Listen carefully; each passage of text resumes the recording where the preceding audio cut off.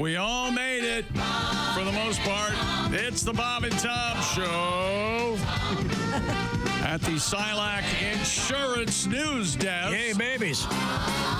It's Christy Lee. Hi. Yay, babies. There's Pat Godwin. Hello. There's Josh Arnold. Chick. He's over there at the I Hate Steven Singer sidekick chair. There's the bearded magnificence of Ace Cosby. Howdy. Whoa. I'm Chick McGee, and you're loud today. And there's Tom. Hi, Tom. I think the beard makes his voice even deeper. Or louder, one or the other, yeah. Oh, is this going to be a thing? Are you going to keep going? Strangely, it's not itchy like it normally would be. That's just 2 weeks. Have you had any feedback from anyone? No. No one's saying no. Looks handsome, man. Looks good. it. Thank you. Chick. Do you have any feedback? I have no opinion. Do you have any feedback over there, Tom, on Ace's beard? Your thoughts, Tom?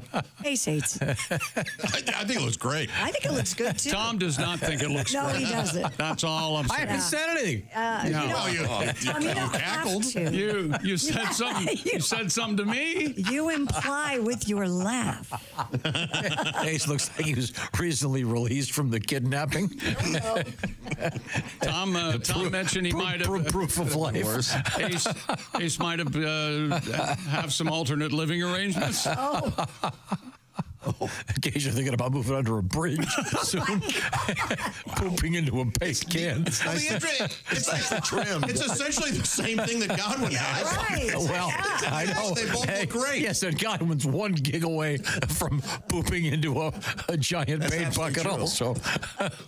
And why is that? Why would He'll poop into a giant paint bucket today if you want him to. Why do you think that's funny that Godwin's 1 gig away?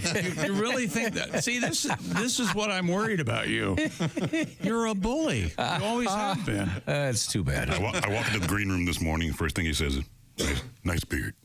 You know what, though? At least he noticed. Yeah, that's a good point. Yeah. That's why I forgot. Usually Yeah, it takes a Chick week or shaved so. his off, and I didn't even notice it. Right.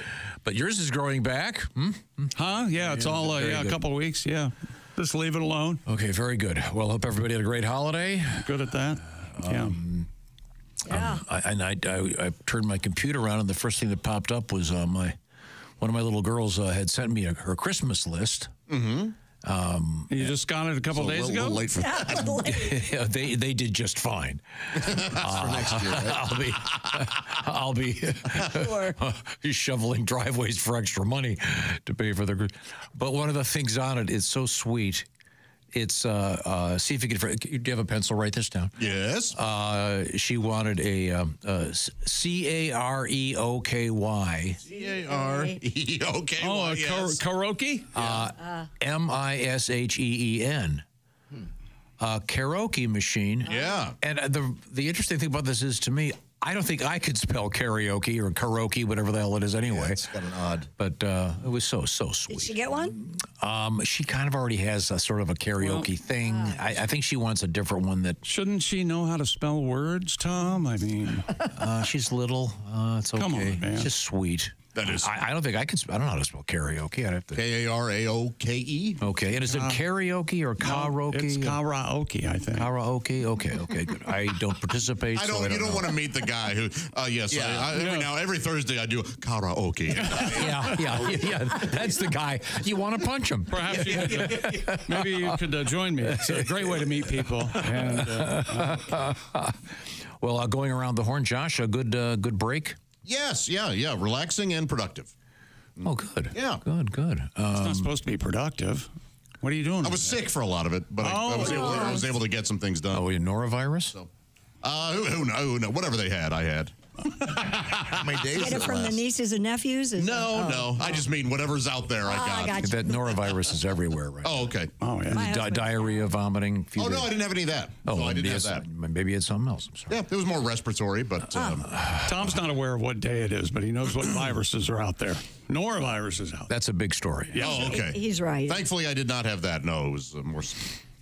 Christy Lee, good break. Very good break. Kids came home for about 10 days. It was a lot of fun. Saw a lot of movies. Boy, That's a lot. that sounds Yeah, I know. like a It lot. is a lot. That's great. A lot of Sounds wine, a like lot of movies, you know. A lot of The visiting. new Bob Dylan film is a real joy. I enjoyed that a lot. I don't know if you've seen that.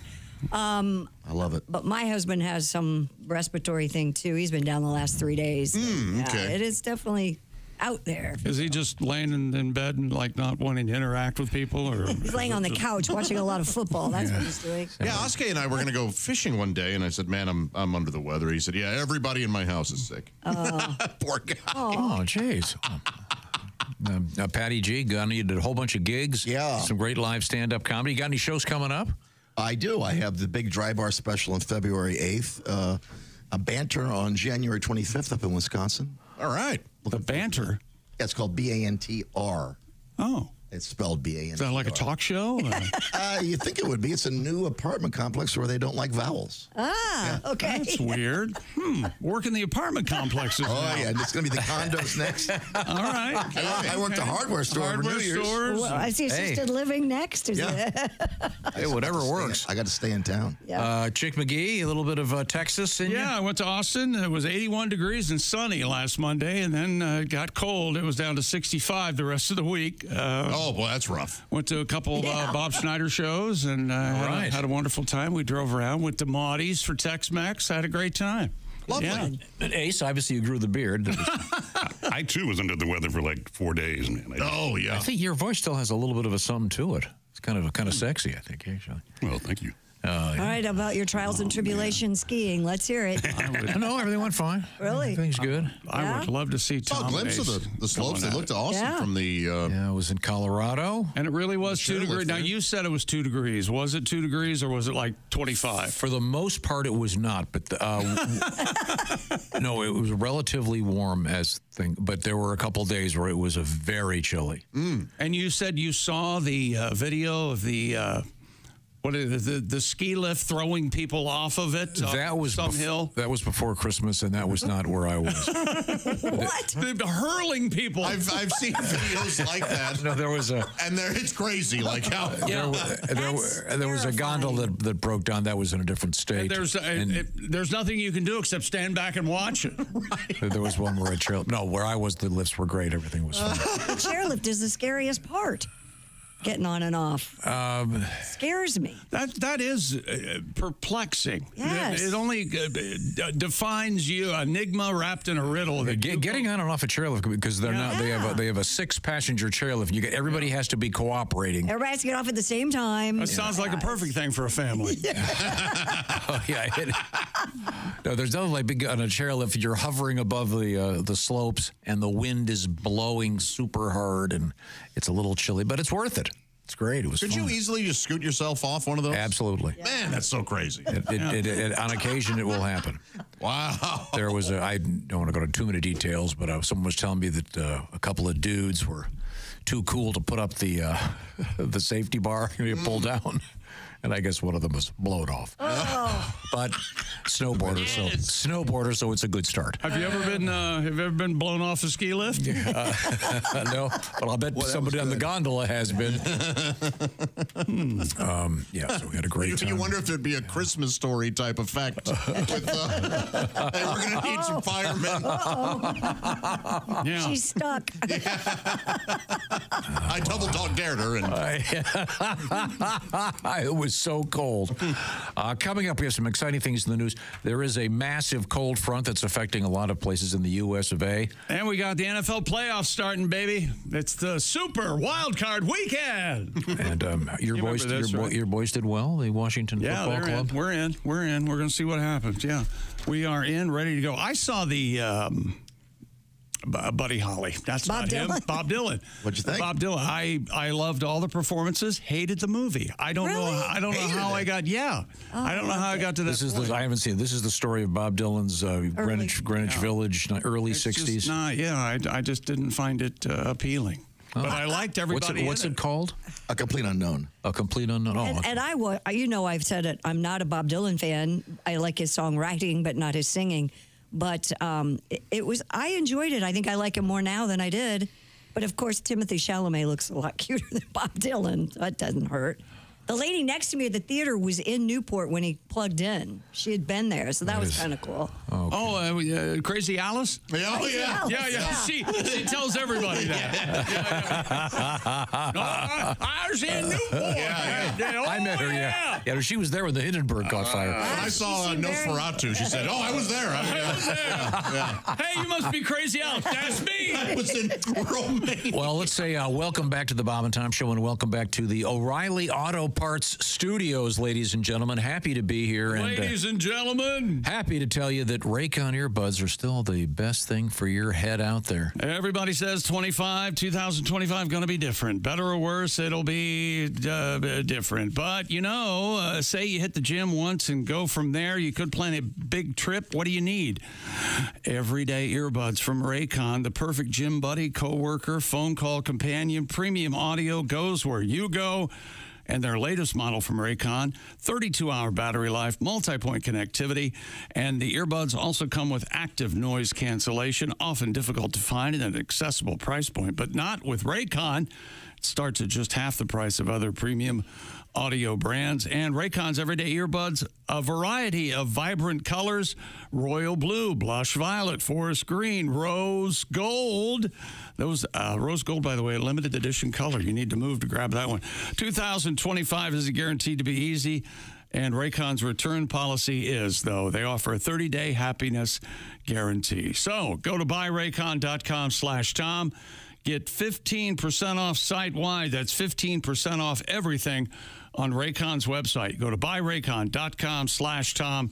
That's buyraycon.com/Tom. And the beauty of the Raycons, you're not going to be like the guy in front of me in the plane where his cute little white ear thing fell out. Ooh. You had to get down on the ground at the plane and hover around, annoying the living. Never mind. Coming up, interesting things in the news, et cetera, et cetera. And we'll find out who won Pigskin Picks Week 16 and Week 17. Thank you, Steven Singer Jewelers. This is the Bob and Tom Show.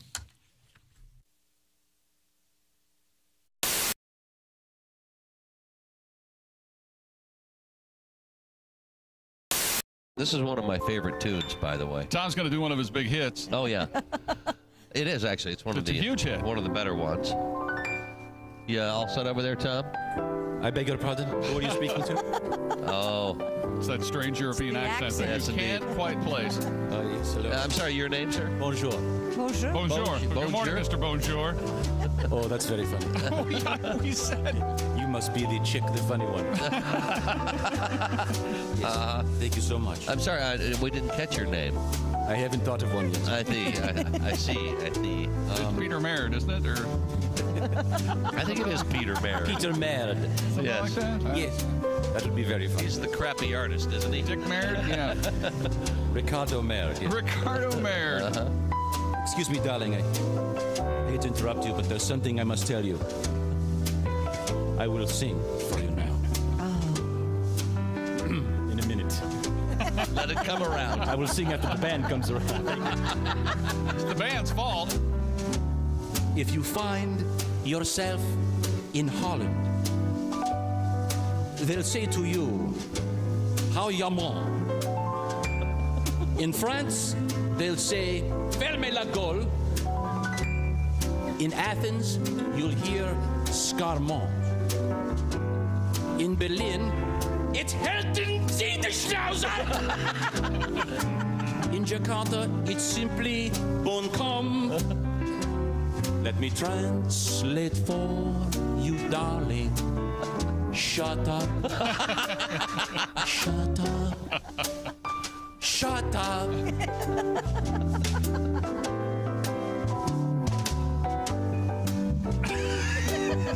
Coming around again. Has there ever been a topic on which you don't expound? Has there ever been a moment when your mouth wasn't making a sound? Have you ever had the feeling that you might have said enough? I am begging you, my darling, shut up, shut up,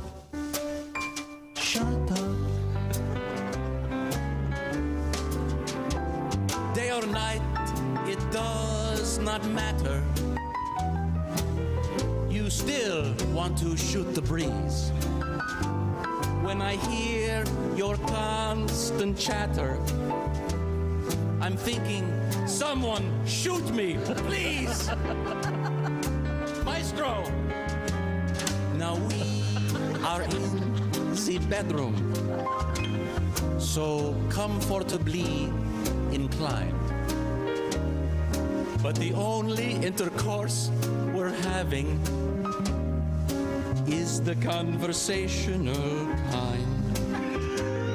There's just one way to stop you from blabbering so much. Say hello to Mr. Johnson and shut up. Shut up. Shut up. Shut up. Shut up. Ah, bravo.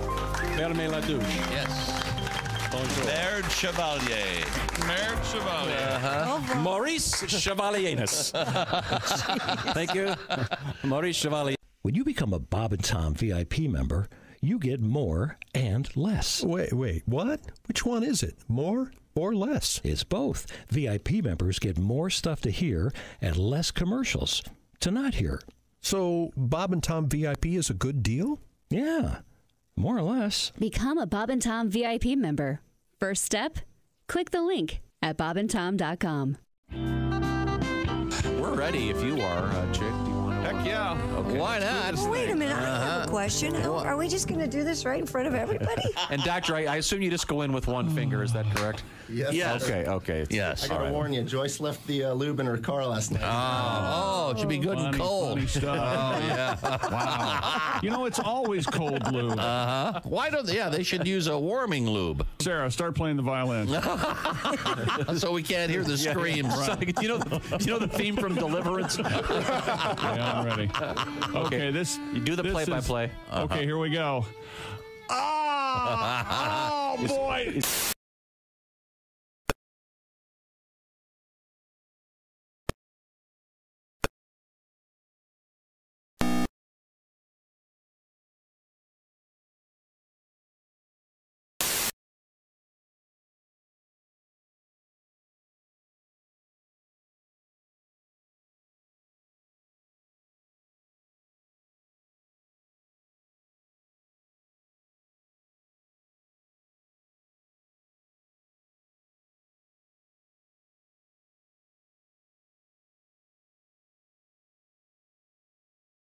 Tom Show, Josh Arnold, Ace Cosby, Pat Godwin, Christy Lee putting on her makeup, specifically on her lips, and looking like she's going to smooch Pat. Yeah. It appeared like she was going.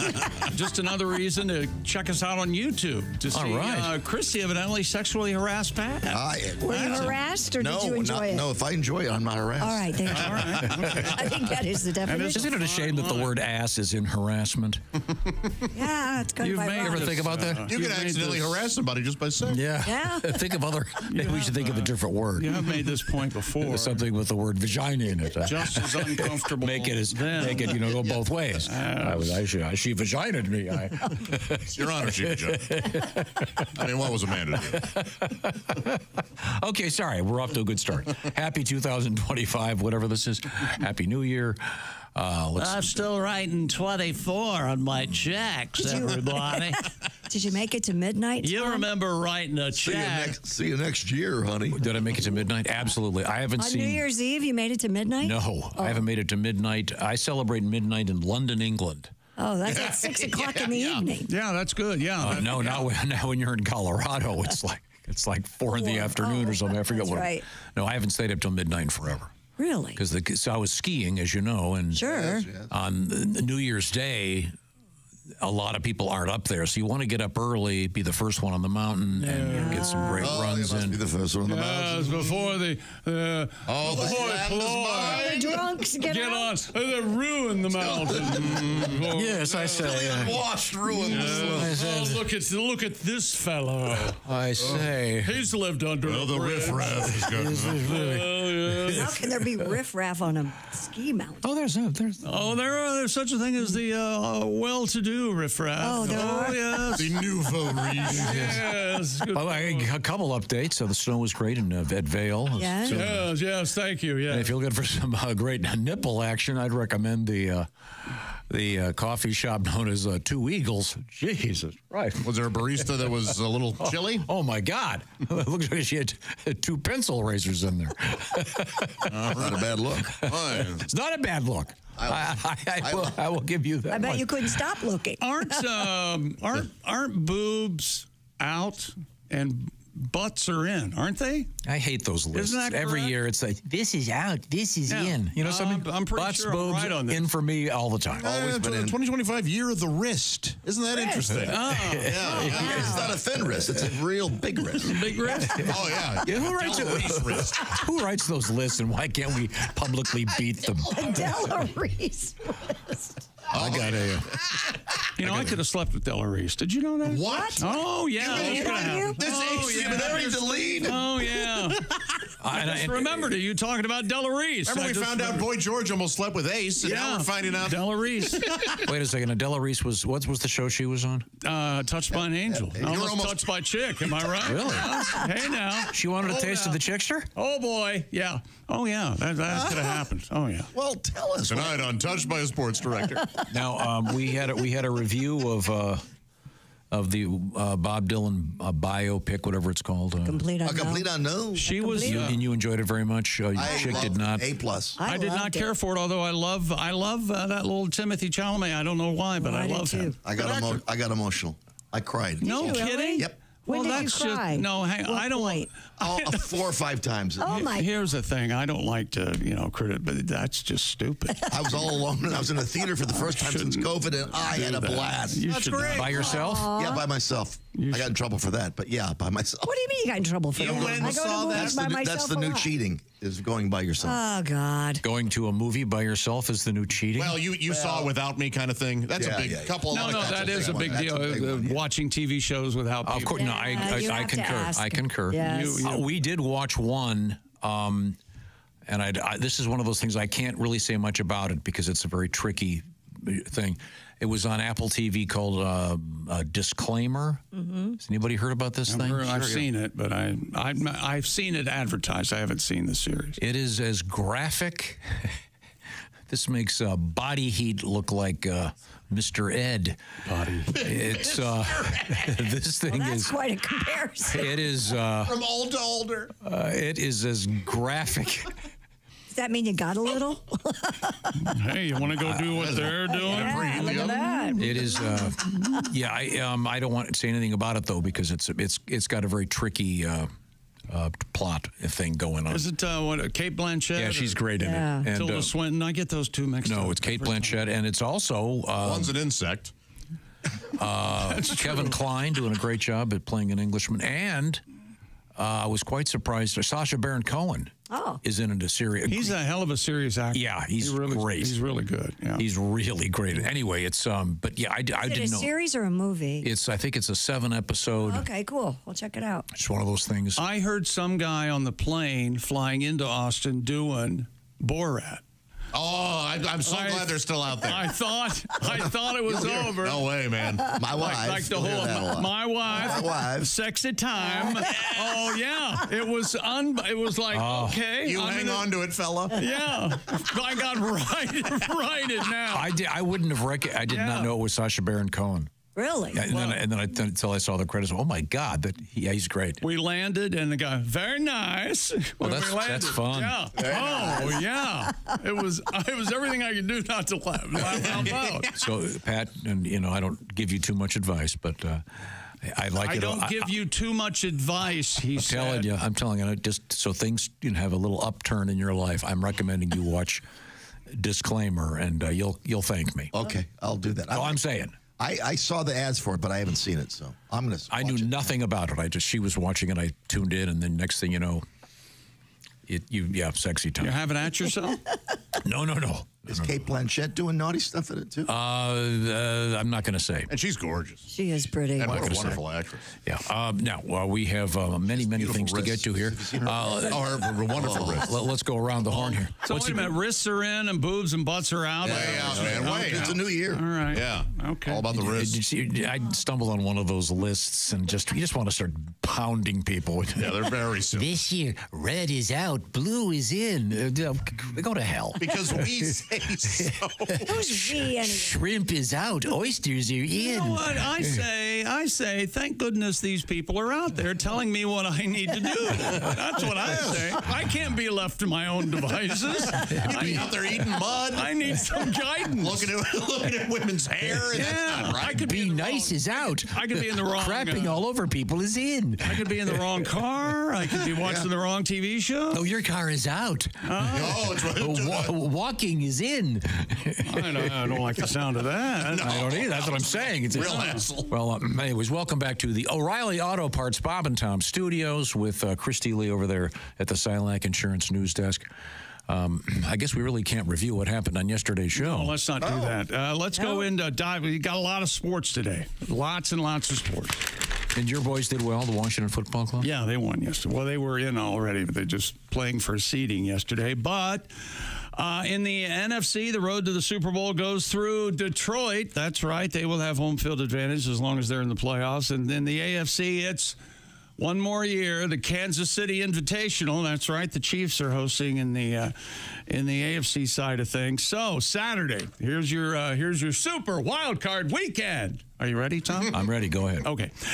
Chargers at Texans, all these times Eastern. That's at 4:30 on Saturday.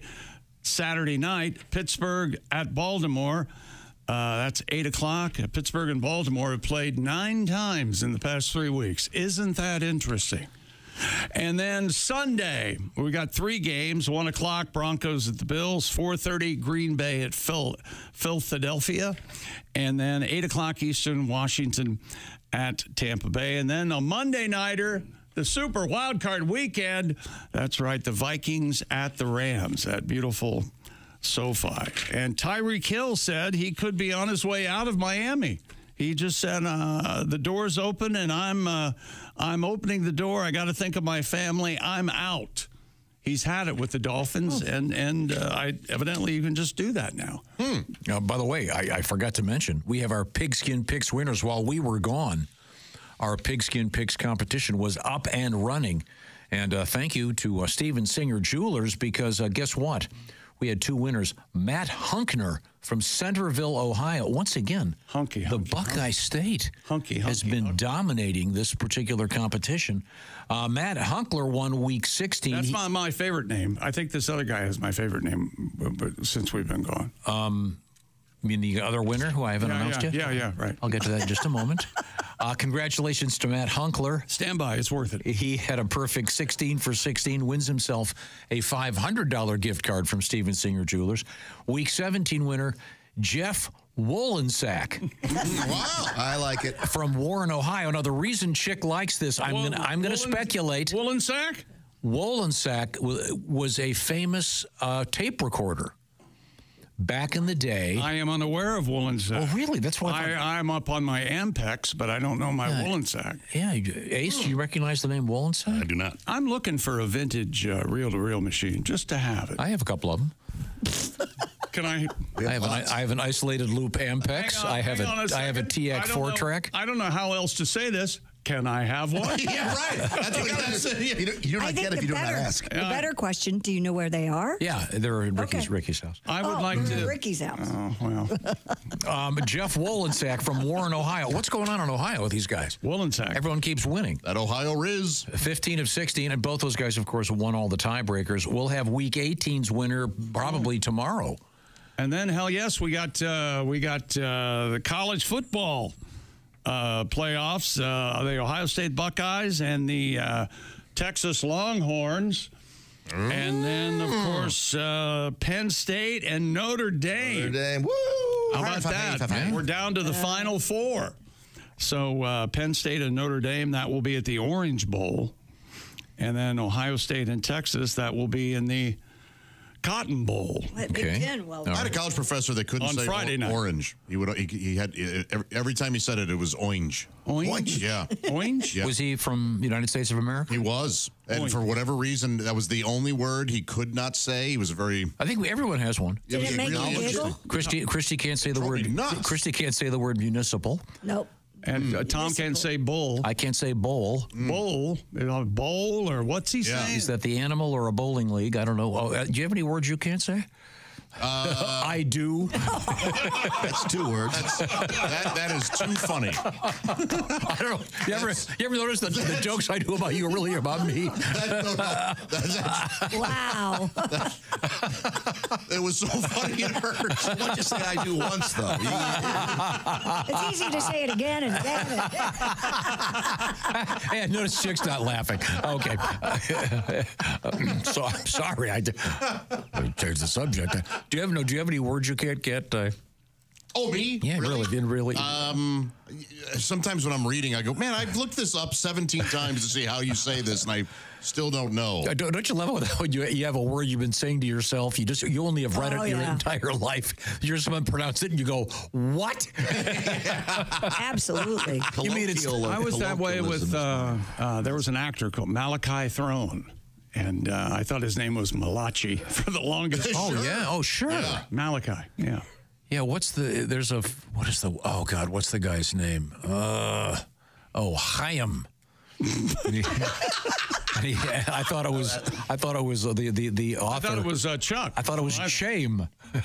Yeah. But I mean, it's like the famous thing where remember the Chanukah request. Right. Oh, Smokey Robinson. For Smokey Robinson. Yeah. You see these words all the time, but you don't necessarily hear them. Yeah. The name is Chaim, not Shame. Happy Chanukah. Let's see now. So we had that going on. Christy, you had a good time on your vacation. Yeah, I didn't do a whole lot. So you saw a bunch of movies. Saw a bunch of movies. Did you go to a New Year's Eve party? I did. A big one. There you big go. One. I saw an you. Art museum. I saw you had a tiara on. Is that what they call those? I did not have it looks like that from the picture. It was just from the step and repeat. Oh, I did have a Happy New Year hat. You're right. There you go. You're right. That's exactly right. You take a bite out of life. I had my hair did. It was a big night. Yeah. Here's something that ticks me off. What's that? When Christy gets her hair I'm in Colorado thinking, well, we could watch New Year's Eve in New York. They tape delayed it. Well, yeah. Well, no. Yeah. Well, you don't want them saying Happy New Year at 10. Yes, I do. I want to go to bed. I got to go skiing. Mm-hmm. And that is some bad television. Oh, yeah. Were those guys drinking again? Those New Year's Eve. Yeah, they were doing shots. Oh, were they really? Oh, that's what you want from Andy and whatever, right? I want live sodomy with those guys. Oh, my together. gosh. Come on, let's be honest. Okay. Hey, let's take a break right now, ladies and gentlemen. Let's see what the fellas are doing over in New York. Oh, my God. Well, I can see. The one's got Look on the polls. that is a cowboy hat. Oh, my goodness. Every channel is some just awful non-entertainment. I didn't expect them to be so violent. They cut to these jackasses with the hats on for Planet, what is it, Fitness or whatever it is, jumping. And I have been told by reliable sources that most of those people are wearing adult diapers. They have to, because I was going to bring this up. Once you get through security, there are no public restrooms, and you cannot leave unless you go back out through security. There's a real big thing on that. I just grabbed you guys know that. The metropolitan areas, they don't let you use the bathrooms in all these facilities. Why would anyone? I lived in New York for many years. I never had any desire to go to that. No. Ever. So do you suppose do you hold off until the ball drops before you let your bowels open up? Whatever happened to the pay toilet? Remember the pay toilet? Put a dime in? Remember that? They could make some big, but forget about this congestion fee they're going to start charging traffic traffic. You know, a dime's a pretty good deal. Dime's a great deal. I'd pay $10 to get a vigorous dump on New Year's Eve when I've got to wear it. They could charge whatever I'd pay it whatever they want. $100, okay. Actually, you go at 10 after sitting for 2 hours. Does Andy get a chance to go, or does he have to wear a diaper too? I'm sure they have. Oh, they have their own little facility. I have to hold it. That's what he wants. Well, on a different note, Yes. Tell me about Steven Singer, Tom. Uncle Tom, tell me about Steven Singer. well, Steven Singer Jewelers, of course, sponsored our Pigskin Pick'em competition. Thank you very much, fellas. And 2025, of course, a brand new year, which means Mr. Woolsack won, right? let's see. The last week's winner was Jeff. It's Woolsack, like the tape recorder, right, from Warren, Ohio. He's a winner. And guess what? Steven Singer's got going. Of course, a brand new Valentine's Day rose already. Start thinking about this. If you're familiar with Steven Singer's roses, you know what I'm talking about. These are actual roses dipped in gold. We swing right into Valentine's Day, don't we? This guy's called the Peacock Teal. Envision a peacock on a Caribbean island with the feathers completely spread open. The color palette, 20 shades of green and blue. The rose captures all of this and more. The gift of the long-stem 24-karat gold-dipped rose with a lifetime guarantee, $79. And shipping is always complimentary, of course. That means free. And it's IHateStevenSinger.com. Don't accept fakes or knockoffs. Nothing says I love you like real, authentic Steven Singer Jewelers 24-karat gold-dipped roses. They last forever, and many people collect all of them. So here it is already. Time to be prepared. IHateStevenSinger.com. That's IHateStevenSinger.com. Don't forget the jewelry. Can't go wrong with that. Got a birthday coming up for that lady friend of yours or for whoever. Go for it. Now, when we come back, we'll be visiting the sports page, and we have some. You think so, huh? We have some very exciting things in the world of sports. Also, we have a death or two in the good other thing. Well, one of them's an animal. One of them's a. Yeah. What kind of animal? Like a pet? Famous animal, actually. Oh no, kind of. Mr. Ed? No, close. You're getting you're getting warm. And we have birds in the news. Was it Lassie? We have vomiting in the news. And chess in sports. This is the Bob and Tom Show.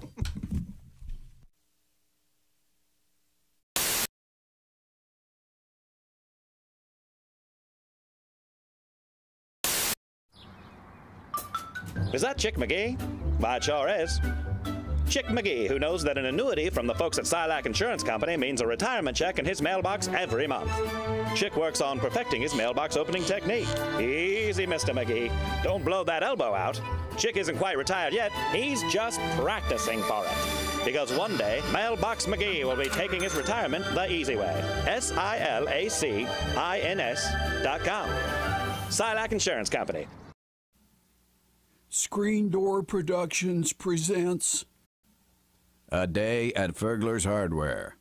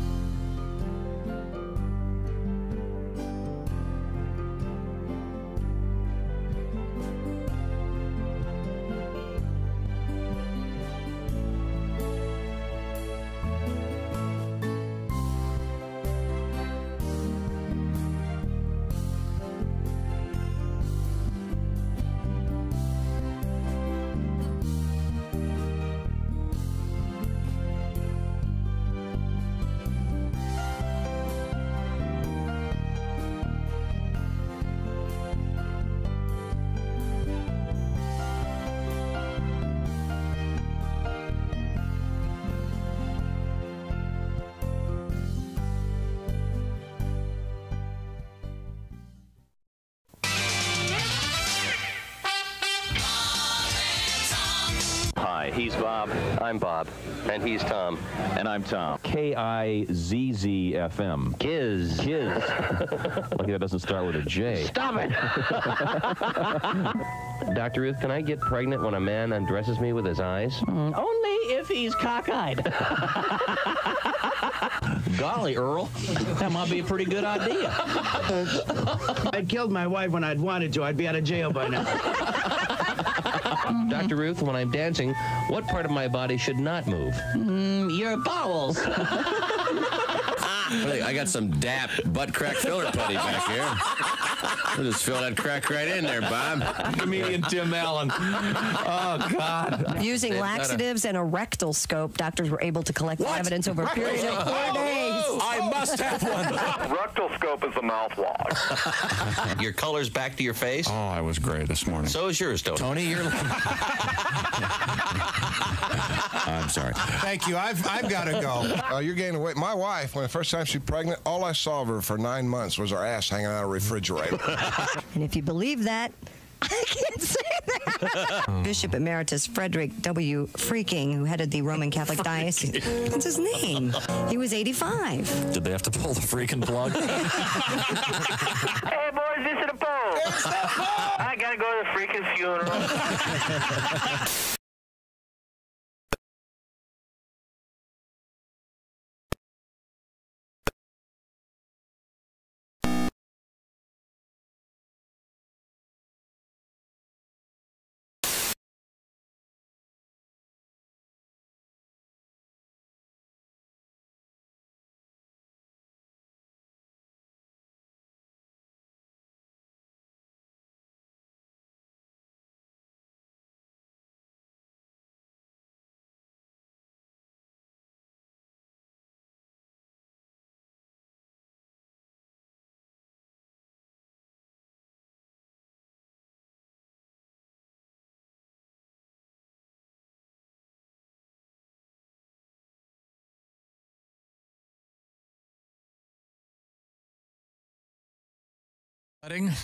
You have? Yes. At 1 a.m.? What? Yesterday afternoon, we were out there sledding. All right. It was awesome. Boy. It's the greatest. You need to stop. Oh, it was wonderful.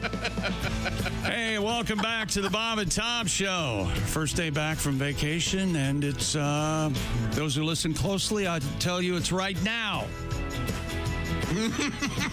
That's the feeling. I want to be back on vacation right now.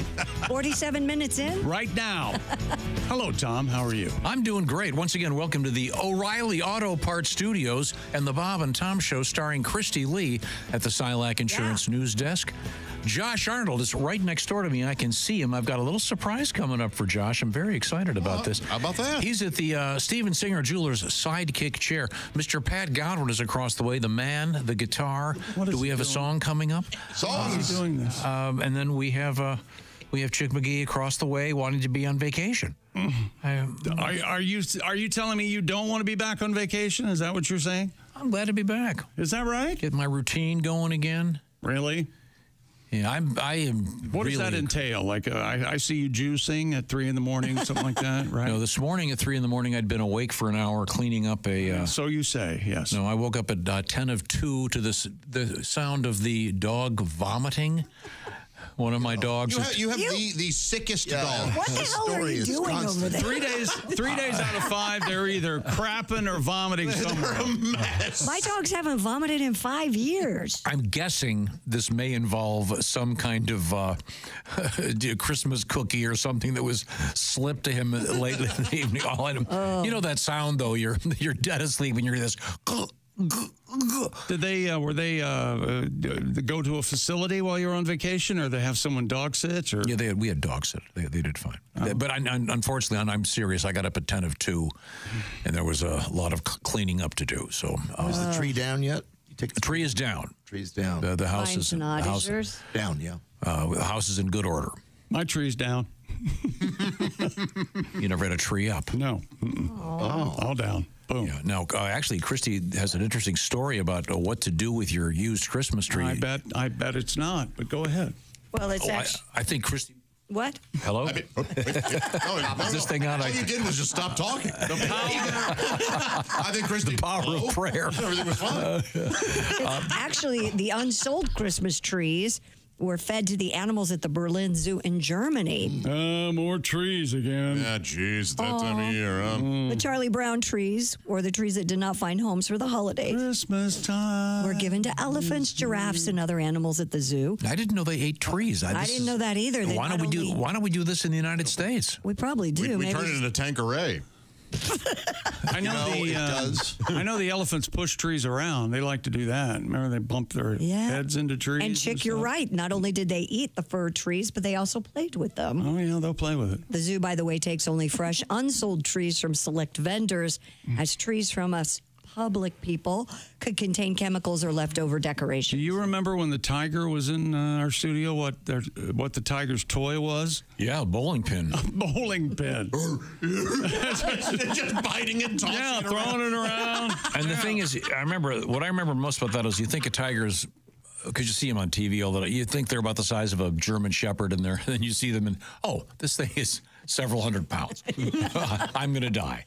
Yeah. But yeah, this is an interesting way to get rid of the trees. I can't believe you allowed a tiger in here. I can't. Oh, believe me, it'll never happen again. We had a chimpanzee in here. Then I read about the lady getting her face bitten off. We have I thought we had a capuchin. I don't remember the. No. We had a chimpanzee here. There's a picture. There's a picture of me holding the chimp. Yeah. He's inches away from biting my face off. He wasn't going to bite your face. He was a baby. TV show Me and the Chimp, right? Oh, sure. Yeah. Wasn't there? There was the hat. Was it? Oh, wait a minute. It's bad TV. The Hathaways, was that the one? BG and the Bear. No, this was but that one had a chimp in it. Yes, Me and the Chimp's what I'm thinking. He was a truck driver. You're no help, Ace. Wasn't Me and the wasn't the Hathaways where they had that whole family of chimps, or the Marquis chimps? The Hathaway? You mean Miss Hathaway on Beverly Hillbillies?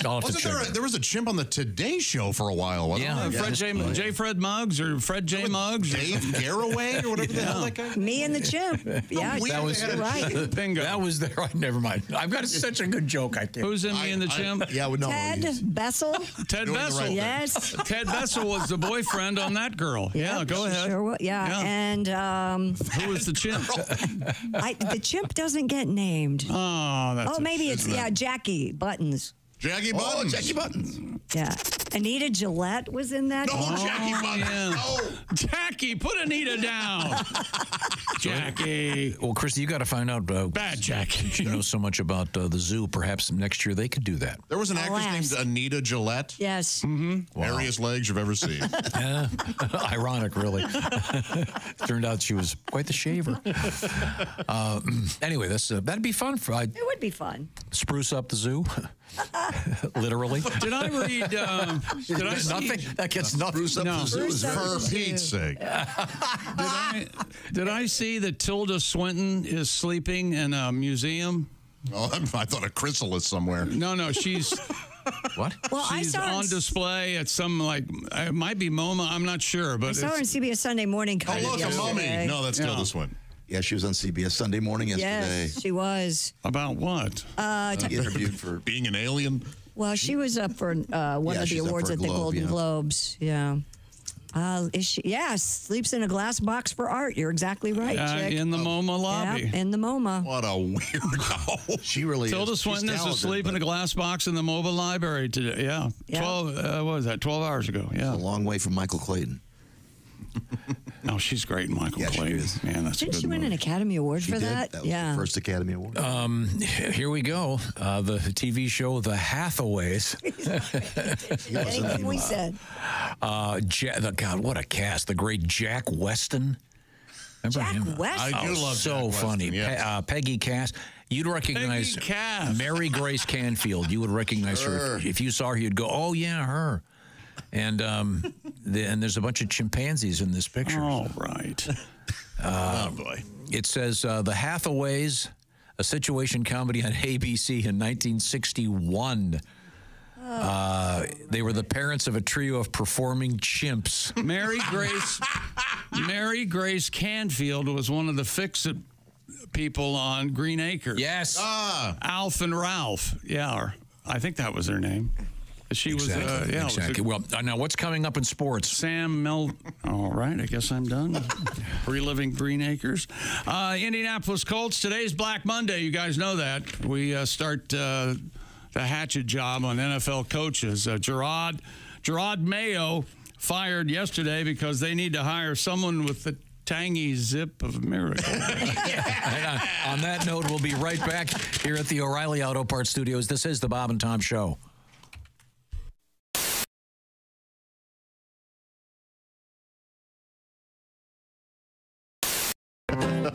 I'm just getting ready. There's 1, 2, 3, 4, 5, 6, 7, 8, 9, 10, 11, 12, 13, 14, 17, 18 wheels on a big rig. Everybody, here we go. Oh, there's 1, 2, 3, 4, 5, 6, 7, 8, 9, 10, 11, 12, 13, 14, 17, 18 wheels on a big rig. And they're rolling. Okay, let's back them up. Here we go. Oh, there's 18, 17, 16, 15, 14, 13, 12, 11, 10, 9, 8, 7, 4, 6, 5, 4, 3, 2, 1. Wheels on a big rig. Okay, the even numbers. This is an easy one. Oh, there's 2, 4, 6, 8, 10, 12, 14, 16, 18 wheels on a big rig. And they're rolling. Okay, by 1.5. Here we go. Oh, there's 1.5, 3, 4.5, 6, 7.5, 9, 10.5, 18 wheels. We on a big rig. And they're rolling. Okay, the odd numbers. Here we go. Oh, there's 1, 3, 5, 7, 11, on a big rig. And they're rolling. Okay, Roman numeral. I'm here. I'm ready for this one. All right, go. Oh, there's I, V, X, I,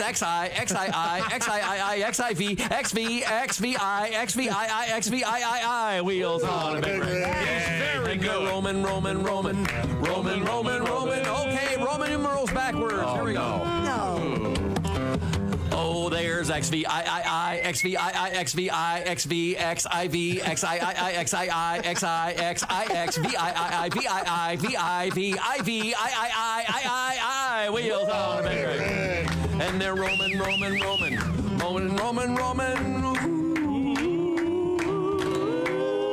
right. Zowie. Of course, our house band today, the Black Moods. Smack Tom. It's time now to smack Tom. He's been running his mouth again. He's been pissing us off again. Smack Tom. I'll handle the lyrics. And we smack Tom.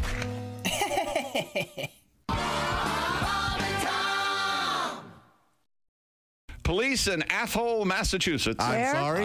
Excuse me, we had to beep you there. Athol. Spell it. ATHOL.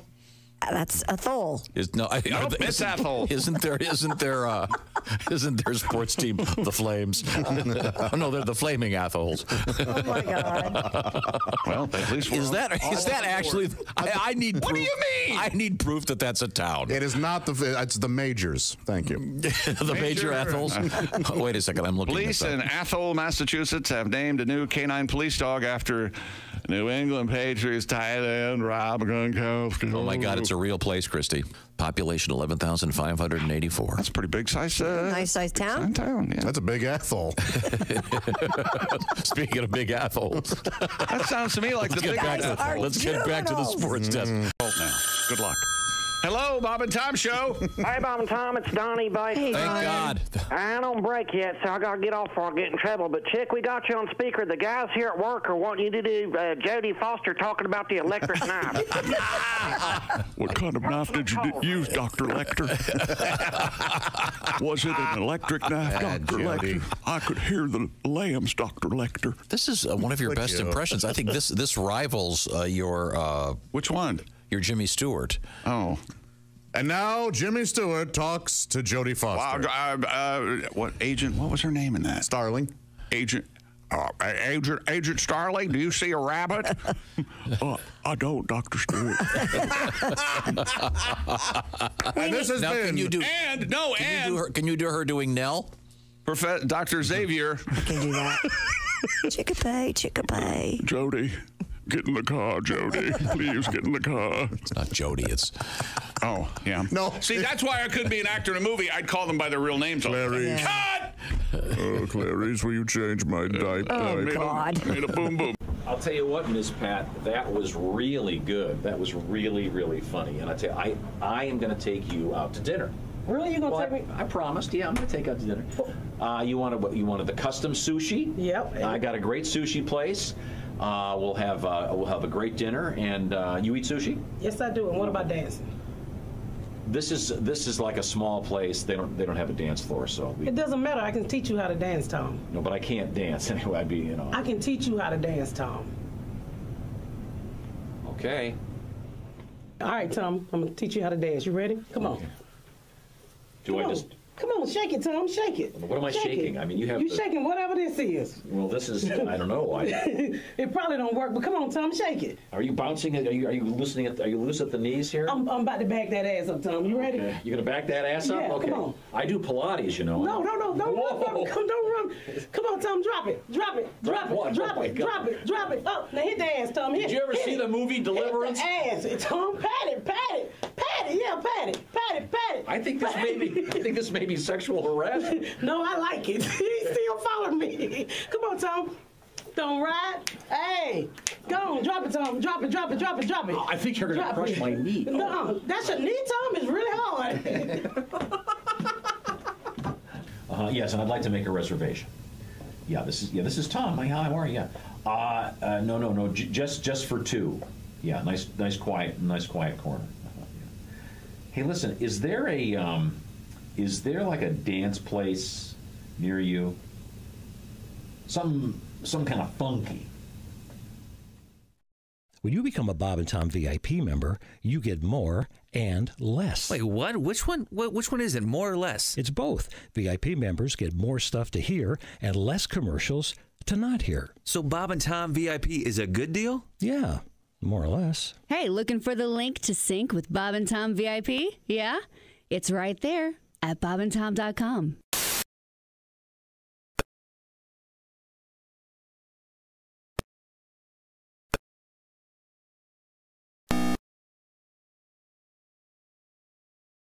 Don Felder, all friends of the show, for another great summertime concert. We'll be giving away some tickets to that. Once again, it's Friday, August 15th at the Ruoff. Welcome back to the Bob and Tom Show. Christy Lee at the Silac Insurance News Desk. Hi. There's Pat Godwin. Hello. There's Josh Arnold at the I Hate Steven Singer sidekick chair. New year, new rose, chick. Oh! Steven Singer Jewelers' brand new 24-karat gold rose is Peacock Teal. Get it before they sell out exclusively at IHateStevenSinger.com. You ever hear a peacock? The call of a peacock? Isn't it like, Yeah, Oh, yeah. I think it is. Yeah. Yeah, occasionally you'll get. They'll have to relocate them because they'll settle in some nice neighborhood. I was driving near my house the other day, and two peacocks are next to the road. I'm like, What? What? Yes. We know you live far from here, but my God. I was like, what? I'm not making that up. There were two peacocks right on the side of the road. Now the oh, Jesus! The peacock is, of course, the male.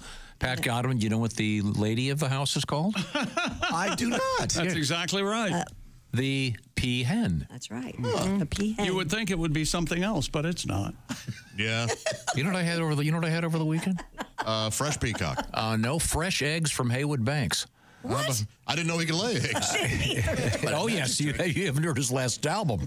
Oh, did he stay at your house? Just kidding. How did you get? Do you have to? I too have had fresh eggs from Haywood Banks before. And they're multicolored. How do you get the fresh eggs? Does he deliver them? Yeah, he was passing through and he went over to my house and dropped them off. Nice. Oh, they were the yolks from a store. Thank you. Gigantic yolks. I loved them. Yeah, they were just delicious. Mm-hmm. Did you have them with toast?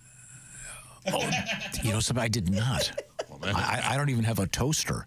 What? Well, I know someone who has one. It's a little dented. He has about 40 of them. Time out. You don't have a toaster. Well, if there's one, I don't eat toast. I mean, no. I mean, I'll eat it. I just don't get up in the morning and make toast. Toast is one of my favorite foods. Yes. Mine Sourdough too. toast. I have it. What about a bagel? You put a bagel in there? No. You know, they sell bagels at stores. That's where I get them. Oh, Oh my Well, God. yeah, but you take it home and toast it? No, you eat it right there. They make it up for you. It's the best.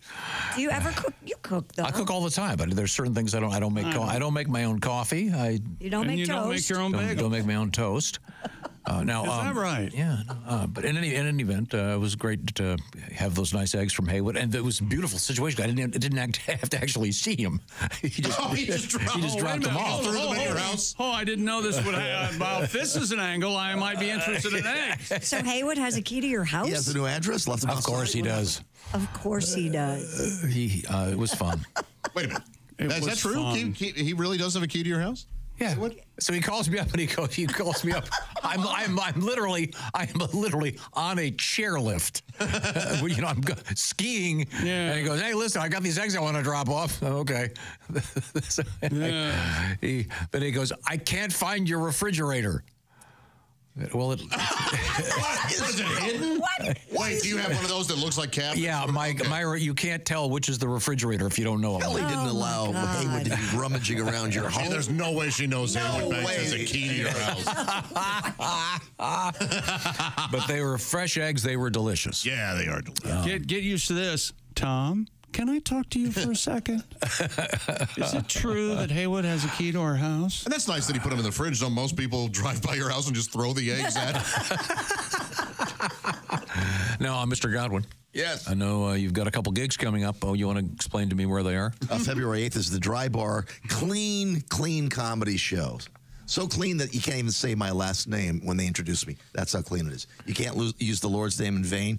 In fact, I had to take hell out of my campfire song that I was going to do. It's a very clean show. That's what I'm preparing for all month. Oh, you want to play us a sample? Yeah, maybe we'd have a song right now, right up front. Sure. Okay. Me. I don't know if you guys know this, but no one does voicemail greetings anymore. Did you know that? I didn't know. Yeah, well. So I asked some of the younger people that were at the shows over the holidays, and no one does a voicemail greeting. And every year I typically will do a voicemail greeting. Just so how people know I'm doing. So I'll do it. This is called voicemail greeting. So if you'd like to So this really isn't anything that we would use anymore.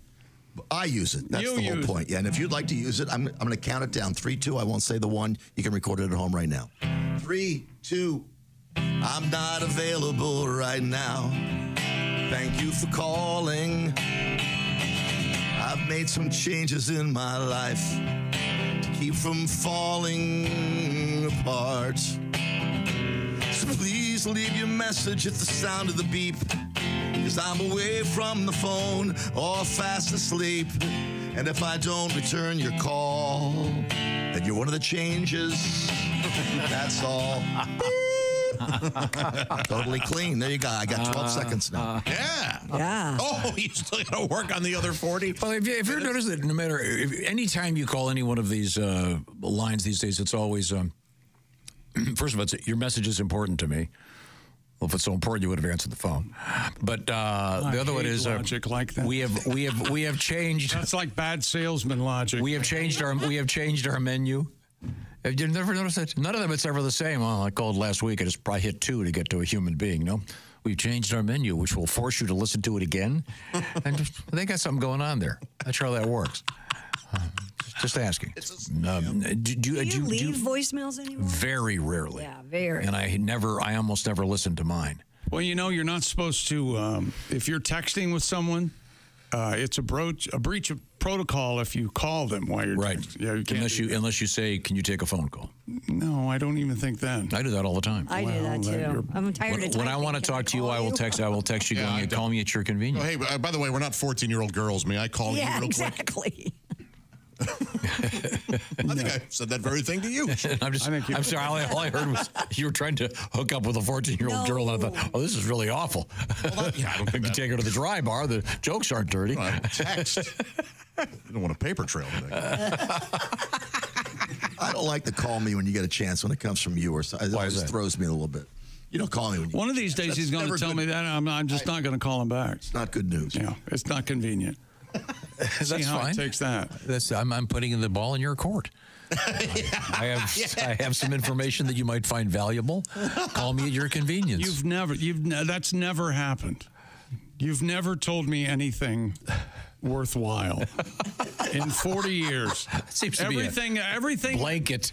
Everything that I've heard or anything important, I always hear third or fourth hand because you like to keep secrets. Correct me if I'm wrong. Oh, yeah. There's too much information out there. Most of it wrong. Now, it's time to turn back to the sports page. I got to congratulate once again Matt Hunkler of Centerville, Ohio. What about the scrotum guy? Week 16 winner. The scrotum guy? Yeah, it's woolen balls. sack. Was it a wool sack? Oh, geez. I apologize to the entire woolen sack family. I'm sure they've been melon balls. They know. And all the little woolen sacks. You don't have a name like woolen sack and not aware that you're getting really. Yeah. He's got a thick skin. Yeah, you got somebody, you have to have knit underwear. There's one of them. Jeff Wolensack from Warren, Ohio, was our winner for week 17. Have you tried wool underwear? It's really comfortable. No. I'm wearing wool long johns today. No, all right. I bet those are warm. Oh, man. Yeah. Great. Yeah, I'm considering changing underwear brands. Do you wear long johns on the slope when you're skiing? Of course. What kind? Of course. Looking to get a pair for Jimmy. Oh, I forget what they're called. Okay. But yeah, Hanes, just get Hanes. Hanes? No, you fine long john. Maybe they do. I don't know. You want to get something that is, they call it wicking. Like Wicking. this. Yeah. Is this your way? The liquid. Can I ask you a question? Is this your way to get Tom to buy your son? Well, he said he was going to buy the bibs. Over I the know. holiday. I'll be happy to do that.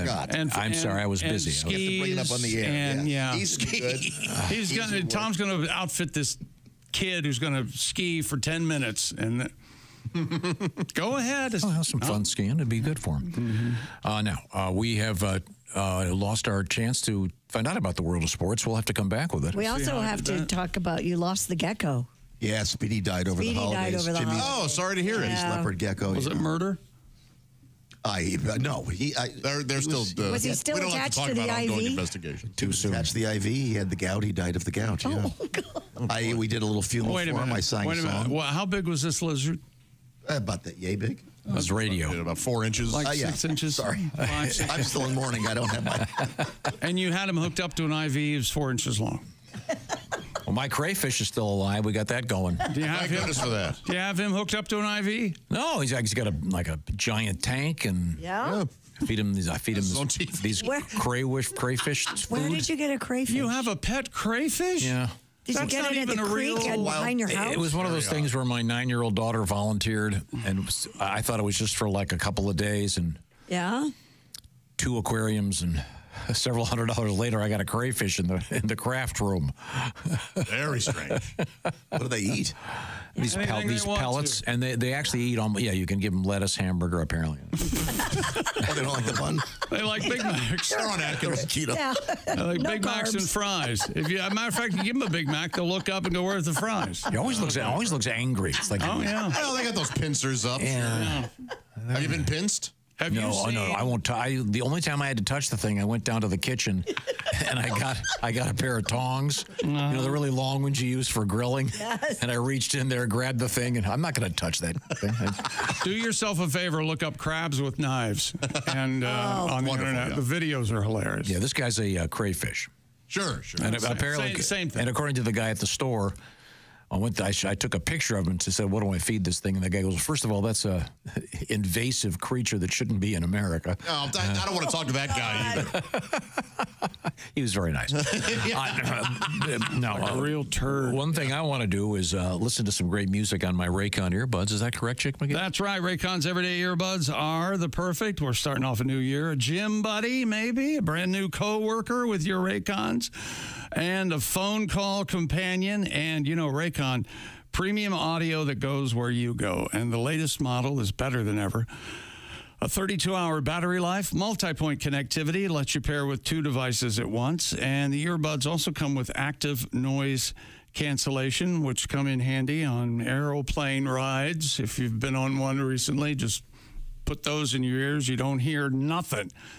And Raycons start about half the price of other premium audio brands. And brand new colors for 2025. Royal blue, blush violet, forest green, rose gold for a limited time only. And 2025 isn't guaranteed to be easy, but Raycon's return policy is 30-day happiness guarantee. So go to buyraycon.com/Tom right now. Get 15% off site-wide, 15% off everything on Raycon's website, buyraycon.com/Tom. That's buyraycon.com/Tom. Thank you very much. Coming up, we have Mayo in sports. Mayonnaise? No.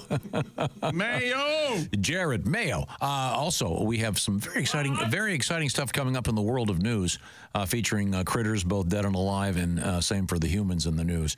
It's all happening here in the O'Reilly Auto Parts Studios. This is the Bob and Tom Show.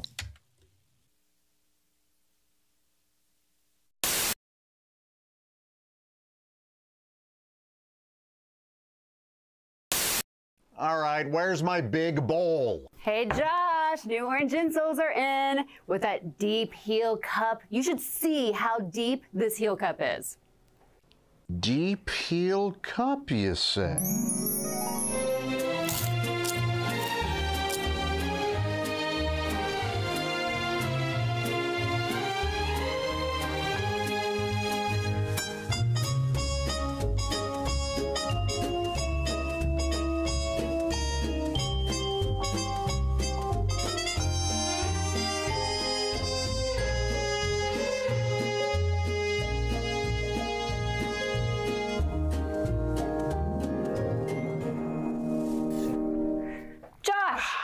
What are you doing? Deep heel cup. They're for your shoes. My shoes, you say? Orange insoles come with a deep heel cup and arch support to provide everything you need to keep up with your everyday activities. Orange insoles are great if you work on your feet all day, simply taking on the world. Orange insoles will help you feel better and do more, guaranteed. Get your orange insoles today and step into a world of comfort. OrangeInsoles.com. More increase his salary if we're going to get him to do it right. You're right. Art, I know one of your favorite words is yes. Is that correct? Yes. Yes, thank Yes. you. Yes. You've heard and seen the Say Yes to Michigan commercials, I'm sure. Yes. Well, there's a billboard in Indiana. In fact, there are a lot of them. An Indiana billboard Yes, there company is. has launched a war between Yes. the states by Yes. erecting a billboard that says, "Shut up, Art." Yes. Oh. No, it says, "Say no to Michigan." I see. It says, "Say no to Michigan. Wander Indiana first." Michigan tourism officials are taking the slogan war in stride, but some Michigan residents are not amused. They've even complained to the Indiana Chamber of Commerce. Travel officials in Indiana say they have nothing to do with the billboard. On the other hand, they're not terribly upset about it either. Josephine Hickman, president of the Hoosier Outdoor Advertising Company, admits her billboard design pokes fun at Michigan, but she says there are Say Yes to Michigan signs posted all over northern Indiana, and Hoosiers' feelings are hurt. Hey, we're a fun place. What can we say?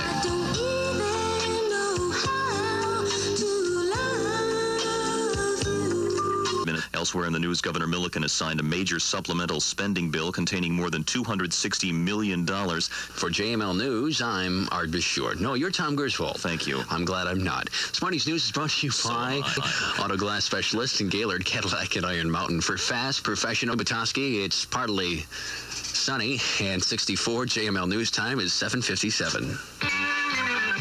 Tuesday morning, everybody.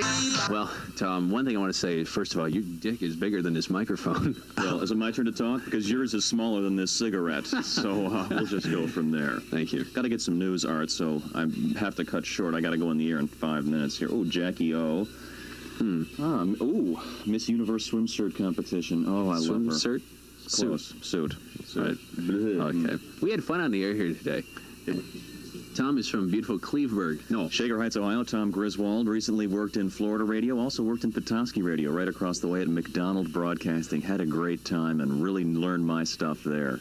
Thanks for the staff, Trish, by the way. Hi to the folks in Daytona Beach. Get a sunburn from Guest in the studio, Joe DeVito, single man. How old are you, Joe? You said 48. Wow, 48 and single. Yeah, wow. Tell me about it.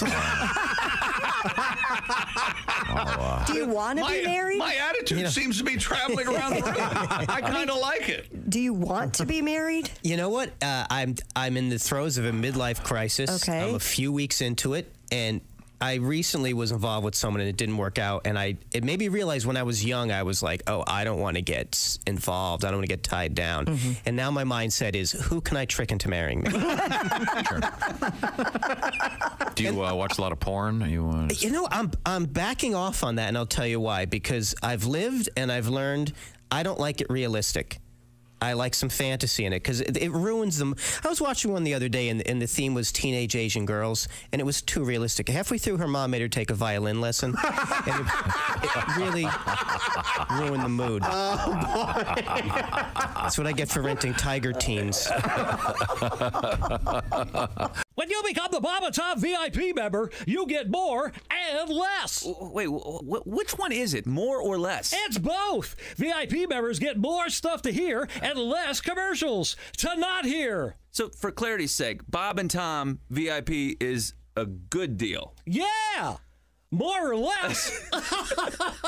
Get it? More or less. Woo! Party! Oh, okay, let's settle down. Because now, here's where I tell you how to become a Bob and Tom VIP. First, click on the link at bobandtom.com. Then, you'll figure it out.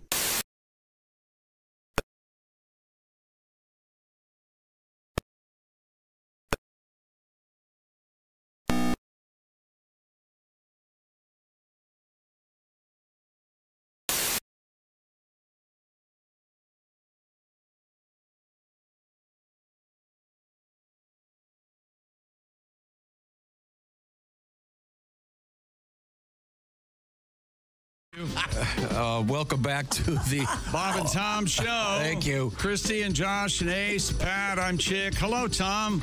I have something for you and Josh, Tom. Oh, good. What is it? Well, evidently I got you guys wrong size hats. Oh, the new ones came in? For Christmas. So apparently it became my job to get you the right size hat. It was one of those things where I felt bad. No, it's the second year in a row I got somebody the right. Here, you could do that. And I'll go, yeah, sure, yeah. I offered. I would have been happy to. Yeah, I offered. No. You did that offering. You go, well, I could do it, is what you said. Okay. So here. Well, thank you very much. Thank you. Wonderful St. Louis Blues. Wonderful St. Louis. I got you a different Browns hat. It's khaki. I know you like khaki. Okay. Nice throw. Thank you very much, Chick. Son of a... Thank you. Oh, I'm pumped, man. Thanks very much. This is very nice. Like Cleveland Browns cap. It says Browns on it, so you don't forget. Very good. Thank you. Why did Josh get two? Oh, this one's a little too small. I like him twice. I got the only size they had. So anything if you don't wear it, you can burn it. Look at that. That's nice. Oh, that's nice. Too little. That's good, actually. No, it's I like better. it. It's much better than the double X. Oh, that looks good on you. That is very nice. Thank you. Good color. Sophie said thank you for the hat, by the way, because she took the hat you got me for Christmas. Well, what did I get you for Christmas? The Indianapolis Colts backwards on the front of the hat. So you look in the mirror and I don't have it anymore. My daughter took it. Okay. Well, no, it's time to move forward here. Speaking of sports, we have Chick McGee. And speaking of Indianapolis, Colts owner Jim Irsay intends to bring back longtime general manager Chris Ballard and coach Shane Steichen for another season. Irsay made that announcement in a letter to fans on the socials. Indy, of course, struggled late in the season and missed the playoffs for a fourth straight year, leading to speculation both guys could lose their jobs. Colts finish 8-9. Fans chanted lustily, "Fire Ballard," at yesterday's game. 26-23 overtime victory over Jacksonville. Irsay says he understands fans clamoring for changes, but he believes Ballard and Steichen give the Colts the best chance of being successful next season. So there you go. Now, what did you call today? Black Monday? Black Monday. This is traditionally when a lot of NFL coaches get fired. What do we have? The Saints lost their coach, the Jets, the Patriots, and I'm forgetting. Oh, the Bears Kansas City fired Chiefs. Eberflus. They did not fire Andy Reid. A very bold move. They lost yesterday. Wow, that's like punting on first down. That is a bold, So already, bold move, as you put we it. got four coaches. The Patriots fired their head coach, Gerard Mayo, after one season, and that means they have their next coach has to be the tangy zip of Miracle Whip, of course. Maybe they'll get him from Duke. Mayonnaise. From Duke. Cleveland Browns fired offensive coordinator Ken Dorsey and offensive line coach Andy Dickerson following their 3-14 season. They did not fire their head coach, Kevin Stefanski, because he's just too good looking. He's Stefanski. Have you seen Stefanski? Yeah. I got to look at him. He's dreamy. He's as dreamy as the... Oh, and guess what else? As our season winds down, Aaron Rodgers is saying he doesn't know if he's going to play... Blah, blah, blah, blah, blah, blah, blah. Okay. No, I'd like to hear about an hour and a half on this. For the 5th year in a row. He doesn't know if he's going to play next year. And now he's going to go do propofol with the Hindus. That's what they're on now? Oh, that's the big appeal of Hinduism. Do a Hindu. I didn't realize that till Let's shoot him up. I got to huff some Indian propofol. Man. I'll tell you what, that is a deep sleep. As Chick McGee often says, Michael Jackson was on to something. Smoking some salmon. I don't know what happened there. And get a load of this. Former broadcaster, I think he's retired. He's not on a show that I'm aware of other than his social. Skip Bayless is included in a bombshell lawsuit by a former Fox Sports hairdresser over the weekend. This woman filed a lawsuit claiming that Bayless and a Fox News executive sexually harassed her at work. Learn to take a compliment. What did I say? Remember? This lady... Did you say I'd be on the wrong side of this? Oh, yeah. This lady says she worked at Fox Sports from 2012 through last August, made a series of troublesome allegations in a 42-page lawsuit obtained by outlets. Fox Sports Executive Vice President Charlie Dixon and Bayless, and also Fox Sports 1 host Joy Taylor, all listed as defendants. In the suit filed in L.A., the woman alleges that Dixon, the head of content for FS1, grabbed her buttocks at a birthday party in West Hollywood when she relayed... Wow, in West Hollywood, and it wasn't a guy? When she relayed... She turned around and he went, oh, sorry, I thought you were a man. When she told... If you're grabbing asses in West Hollywood, it's usually man-to-man, all right? I mean, when she told Joy Taylor about the encounter, the Fox host allegedly told her to get over it. Oh, geez. In the lawsuit, the woman's claim Bayless then offered her $1.5 million to sleep with him. Oh, wow. Wait a minute. Hang on a second. Hold everything. Hey, Skip, is that up for anybody? and she turned it down? How much? I'll sleep with Skip Bayless for $150. I got bills to pay. No, wait a minute. Well, $150 bucks? That's No, 1,000. No, I made $150. $150. Oh, you really? Is he a handsome man? I'm not familiar with his work. No, he's odd looking. Yeah. Let's see. The suit alleges that Bayless began giving the woman lingering hugs and kisses on the cheek while putting his body against her and pressing against her breasts. How you doing? So wait a minute. So No. he gave her a hug, in other words. No, well, it sounds a little... A lingering hug. He's a handsome guy. He's a handsome, very fit-looking guy. Well, he's certainly not overweight. No. Right. That's good for him. Well, in this picture, he's at the gym in this photograph. Oh. She also claims she told Bayless that she was suffering from ovarian cancer Oh, my gosh. after developing issues with her left ovary in an effort to halt his advances. And what kind thing did he say? Instead, Bayless became more aggressive over the years, according to the lawsuit. I'll only massage the right one. That he allegedly offered her $1.5 million. He's saying, I can change your life. Oh. I can change your Skip, you can change my life if you'd like to. You 150, not 150 $150 bucks. Yeah. Okay. Well, he's just never mind. So there you go. That's your eye opener. All right. Is Blake Lively involved in this? Well, do I have to read about that anymore? Chuckle. You know, you never had to read about it. You chose to. No, it's on every magazine. Well, that means you just. Is there just somebody turn the standing page. behind you holding your head? Read it. Read it. Let's see. Tomiko Aituka. I took, something before the show. You took I took a bus here. Oh, no, I took a dump. No, he wasn't going that Yeah, I know. I was on the bus.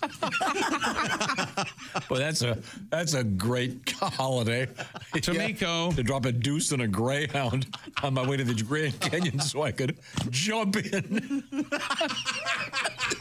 Can you? What's going on? Oh, I guess there are actual bathrooms on buses. Yes, of course. You think somebody's taking a dump off the edge of the Grand Canyon?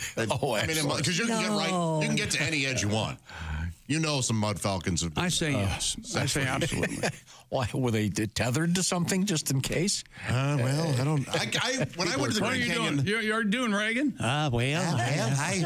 Nancy said I could poop here. She told me, assured me that I was in my bathroom. This is almost the same size as the Oval Office. Wouldn't you have to have a buddy to kind of hold you on? Right. I mean, you couldn't do that by People yourself. are crazy at the Grand Canyon. Right? Am I right? I They're couldn't nuts. believe They're how nuts. close you could get. I mean, you can just walk off. We could fall, right? Really? Yep. If people ever go head, But it also makes sense. It's like you're not going to put a barrier around. do people ever go head first? Absolutely. I probably. Yeah, but how many people know Tom? Those are the only people going up there and wanting to jump. Do you know Tom Griswold? Stay away from the edge. Watch this one. Watch her. Sorry, where were we? Tomiko Aituka is a Japanese woman who was the world's oldest person. She's died. Oh, I'm sorry. An official in charge of. So she took a dirt nap. She leaves behind a big family. Very sad.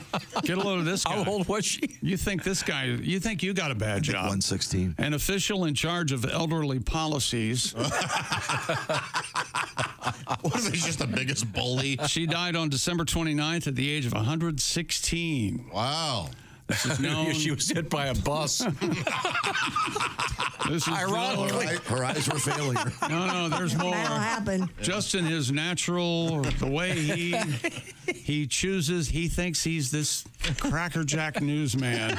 Are you ready? Okay. The super centenarian loved bananas. Yeah, I bet. You don't need teeth. And Japanese flavored yogurt. She became the oldest person following the death of. What is Japanese yogurt? Japanese yogurt. Wasabi?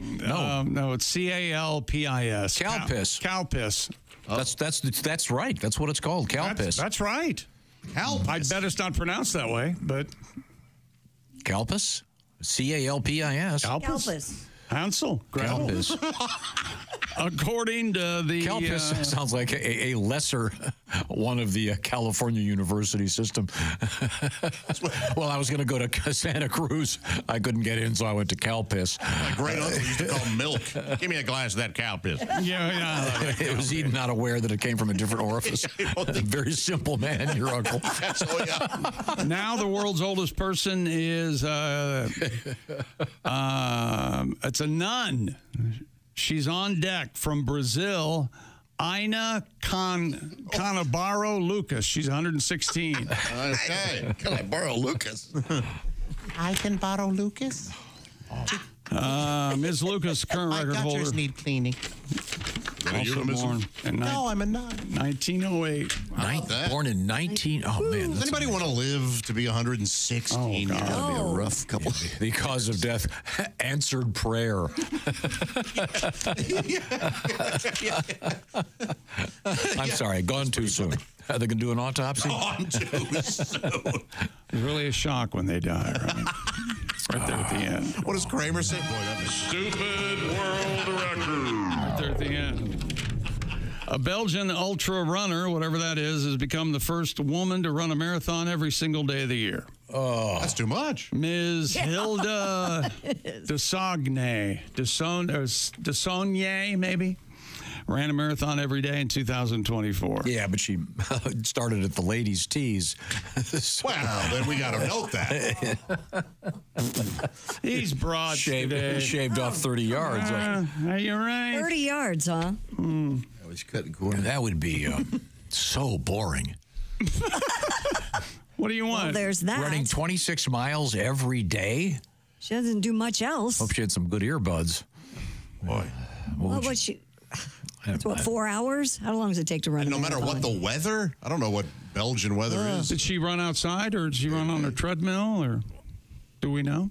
Oh, I presumably outside. That would be on a treadmill. Would be a living hell. Well, you put a book up there and you read your book. Yeah. Yeah. I guess I'll go through the X-Files again, huh? Trying to find a picture of Stupid world records. She looks like a walking cadaver. Sinewy. Yes. Well, I'm 6'3". I weigh 97 pounds. Oh, wow. I'm getting a little up there.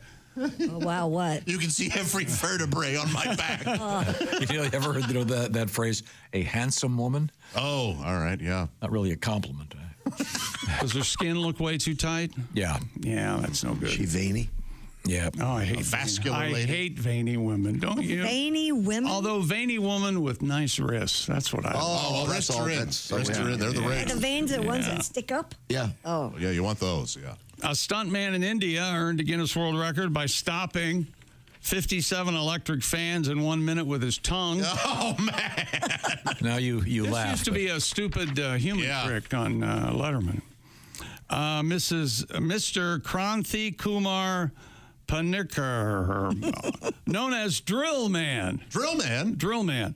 Hey, Drill Man. He was on the Italian TV series Lo Show dei Record. Oh, sure. In Milan. Good show.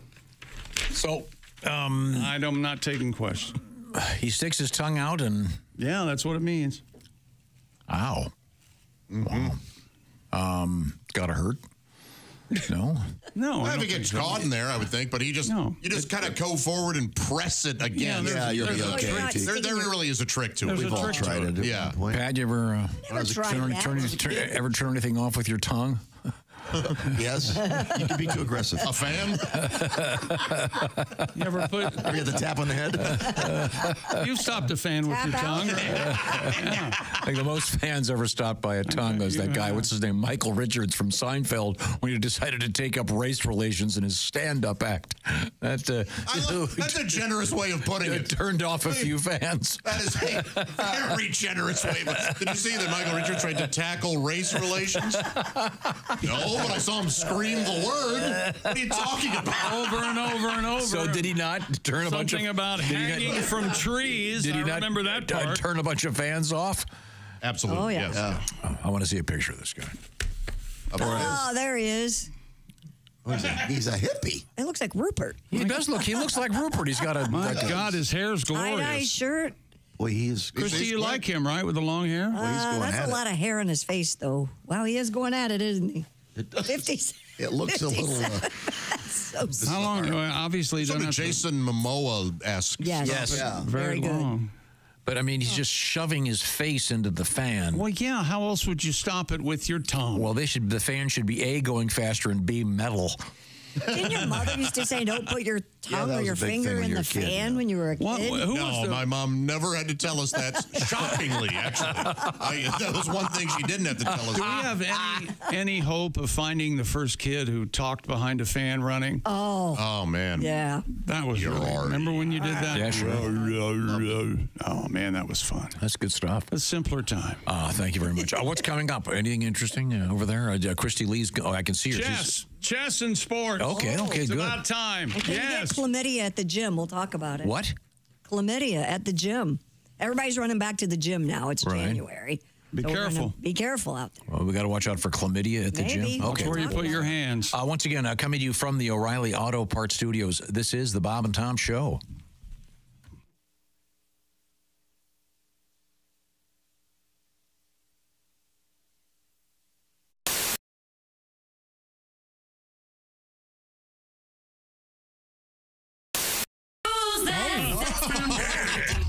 It's Scott Speed. Here he is with his joke of the day.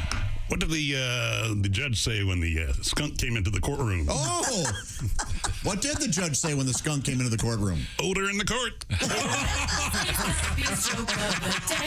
That'll be getting told in courts throughout the country. Odor in the court. Oh, man.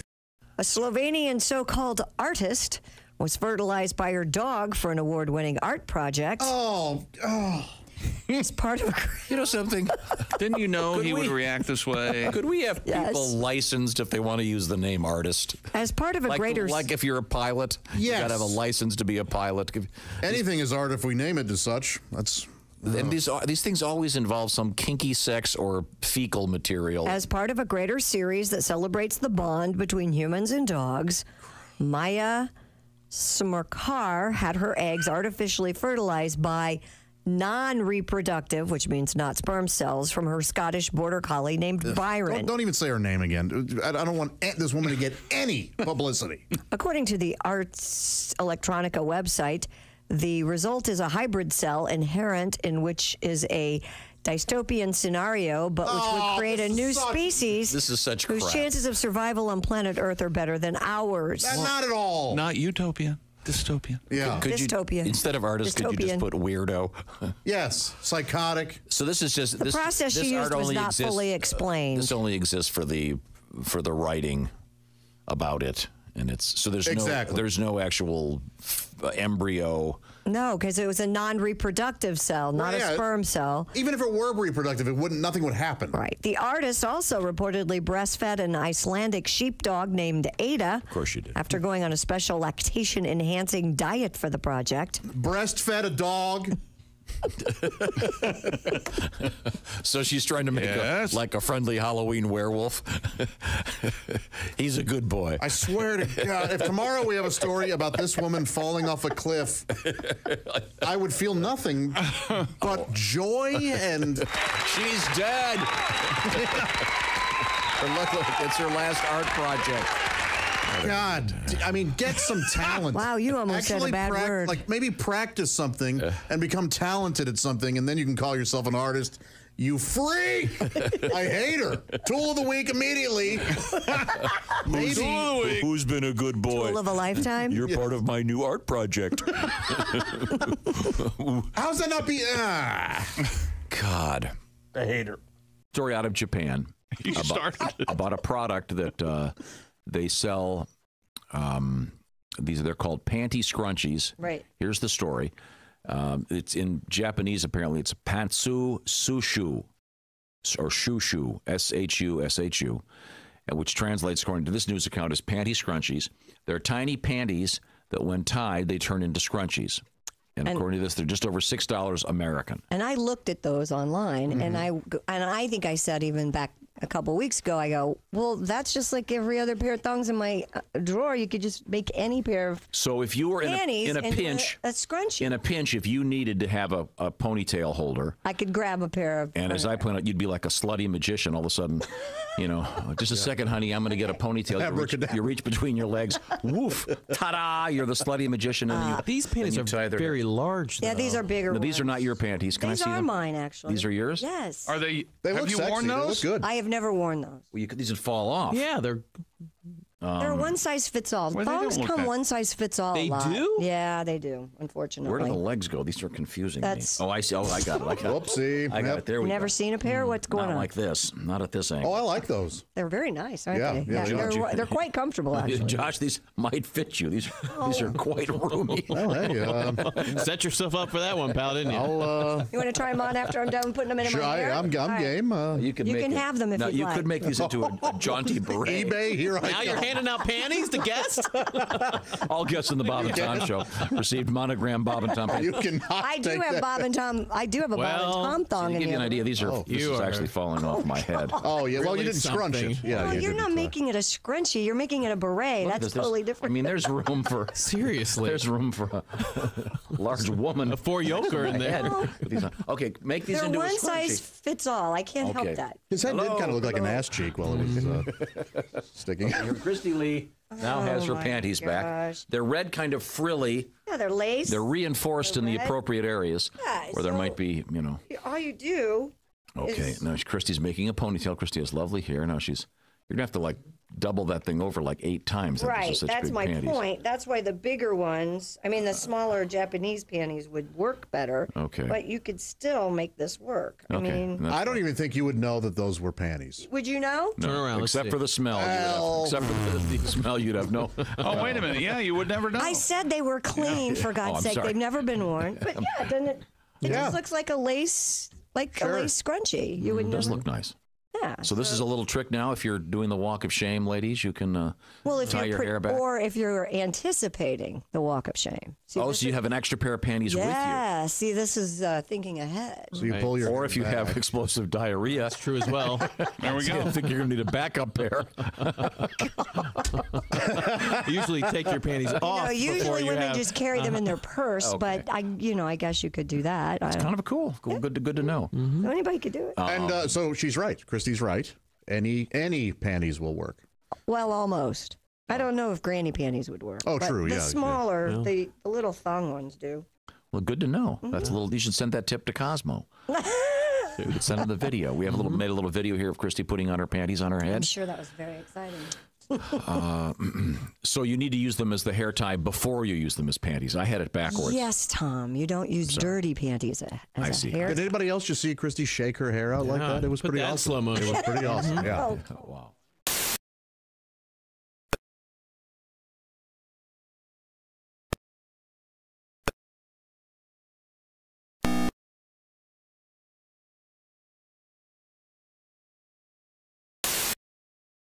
Off next summer. Details on how to win them coming up. Hey, welcome back to the Bob and Tom Show. We're all here. Christy, Josh, Ace, Pat. I'm Chick. Hello, Tom. How are you, buddy? Hello, Chick McGee. How's it going, bud? Good. Glad to be back. Get the routine in place. That's right. Do you work better with the schedule, do you think, or do you? Yeah. I mean, you feel better? I do too. My problem is I need routine, but I want to be somebody who doesn't need routine. Exactly the same. I don't know why I continue to fight it, but I'm much better with it. Me too. Got to do my Wordle Haven't done that yet today. connections, all those things. I was able to, you can do those on vacation, of course. Oh. Did you skip or did you? No. You're right there? I'm right there. Yeah. Diligent. Yeah. Good job, Tom. Connections tripped me up again, but it'll happen. I'll tell you what, I took to sleeping in like I had never gotten up at 5 in the morning before in my life. I didn't do badly. Man, oh, man. 8 a.m., 11 p. to 8 a. I liked it. Just awesome. Not me, up and at 'em. Up and at 'em. Oh, there over were here. days I was sick, but there were days where I got up at 11. Nice. Yeah. Oh, really? Yeah. Oh, you Look at burned, this. It's you burned fantastic. daylight. I mean, I went right back to it. Well, in other words, I guess what I'm trying to say is I quit. Okay. I'm so It sorry. felt real good. No, we do have Chick McGee across the way. What's happening over there in the world of sports? Chess Grandmaster Magnus Carlsen. Oh, sure. He's quite a chessman. Yeah, at the center of yet another controversy, this time about his wardrobe. Oh. The ICF. Oh, you don't mess with them. Oh, man, you think the NFL has numbers. International Chess Federation said the 34-year-old from Norway left the World Rapid and Blitz Chess Championships. He was fined $200 for wearing jeans to the competition and refusing to change out of them. The Federation initially said its dress code bars participants from wearing jeans at the event. President Arkady Dvorkovich said he would let tournament officials consider allowing appropriate jeans with a jacket and other elegant minor deviations from the dress code. This is the story. Mr. Carlson said he would return to the tournament in jeans. Oh, yeah. He's not. He'll pay the $200. Now, tell me what's interesting about this. I want to learn. Well, I mean, the last time chess made the news was when that guy was accused of using the vibrating anal beads. Yeah. Right. And that someone was allegedly helping him make the moves. There was some sort of code that could I mean, first of all, if you're willing to learn Morse code Butt buzzing? from your butt. I'm a butt buzzer. You're a butt buzzer? Yeah. That's got to be Maybe that's why he wants to wear jeans. like a weird afternoon. Well, we got your anal beads. We'll start with dot dash, and then dash dot, and then d. Yeah, a pawn to rook. How does that work exactly? But yeah, this was a big story. Made the national news, international newswire. Well, sure, it's the International Chess Federation. This guy's known as chess. It wasn't a big story. Chess Grandmaster Funk. Now this, or is it Grandmaster Flash? What's his name, Ace? I forget. What we're doing now is a big story. All right. Are you aware of something called sub soccer? I am not. Oh, yes, that's right. Sub soccer, much like a new attraction like pickleball, is a head-to-head game where two players sit on top of their soccer nets and kick a small soccer ball on the field under the table. Looking through a clear top of the table, just like soccer, the ball is kicked into the opponent's net to score. You can change score limit. Of course, you can do it. You got to win by 2, this, that, and the other. That sounds fun. But it's a seated... You're sitting at a table. It's called sub soccer. I think you nailed it. That is the pickleball version of soccer. See, there it is, right there. I would play this. There it is. It's very silly. That is silly. It'd be fun to play while you're having a pint. Right. Yeah. I could see this at a... at a bar. Look, those folks looks like they have some beers with them. And yeah. It looks like an elaborate game of footsie. Yeah, Pat, it's kind of like that Irish dancing. It is, yeah. That Irish dancing, where they only River dance? They only dance from the waist down so they don't drop their booze. Oh, look at that guy. Yes. Michael Flatley. They can hold their liquor in their she's hand. playing barefoot. Oh, there you go. Whoa, she scored. She scored. Enthusiastic. Wow. That's fun. What's that called now? Sub soccer. Is that a European thing? What is going on here? I don't know. It's worldwide. It's sub football in Europe. Yeah. as we all know, of course. Our football's not football. You know that. Yeah, okay. Football. Well, that's fascinating. Is that sports? Yes, that's sports, yeah. Okay, thank you very much, Chick McGee. Finn, would you care to do the outro, please?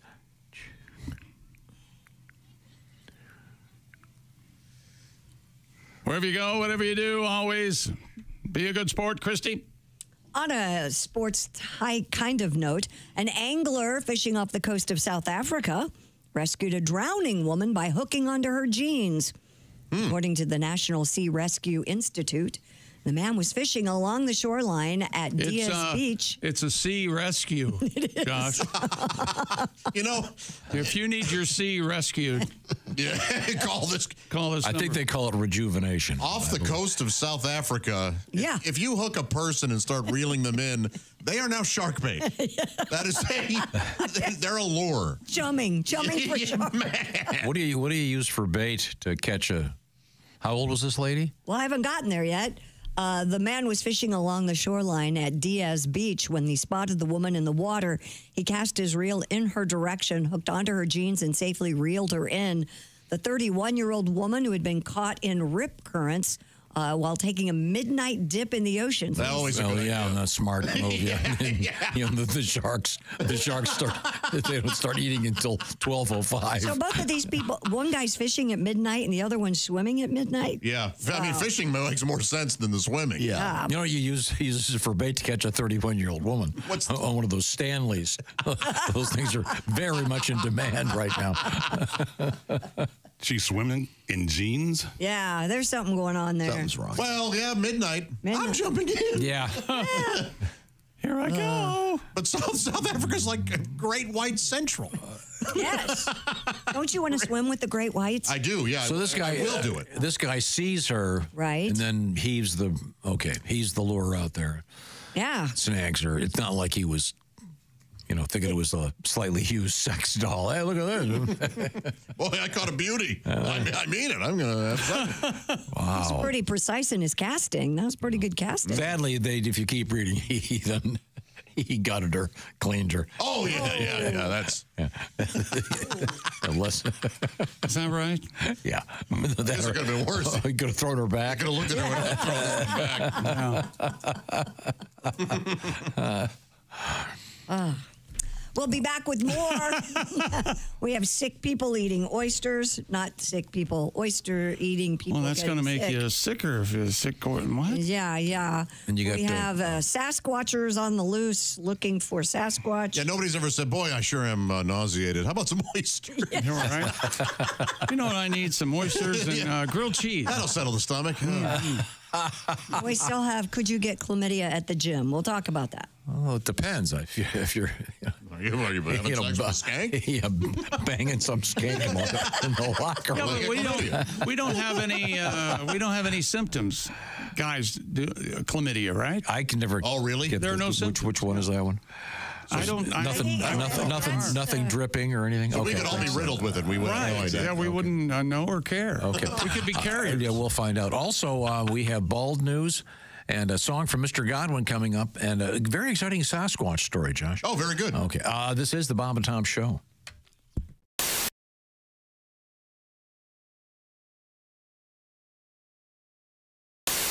Chris, you're a single guy, right? I am 37 and single. Nobody plans that.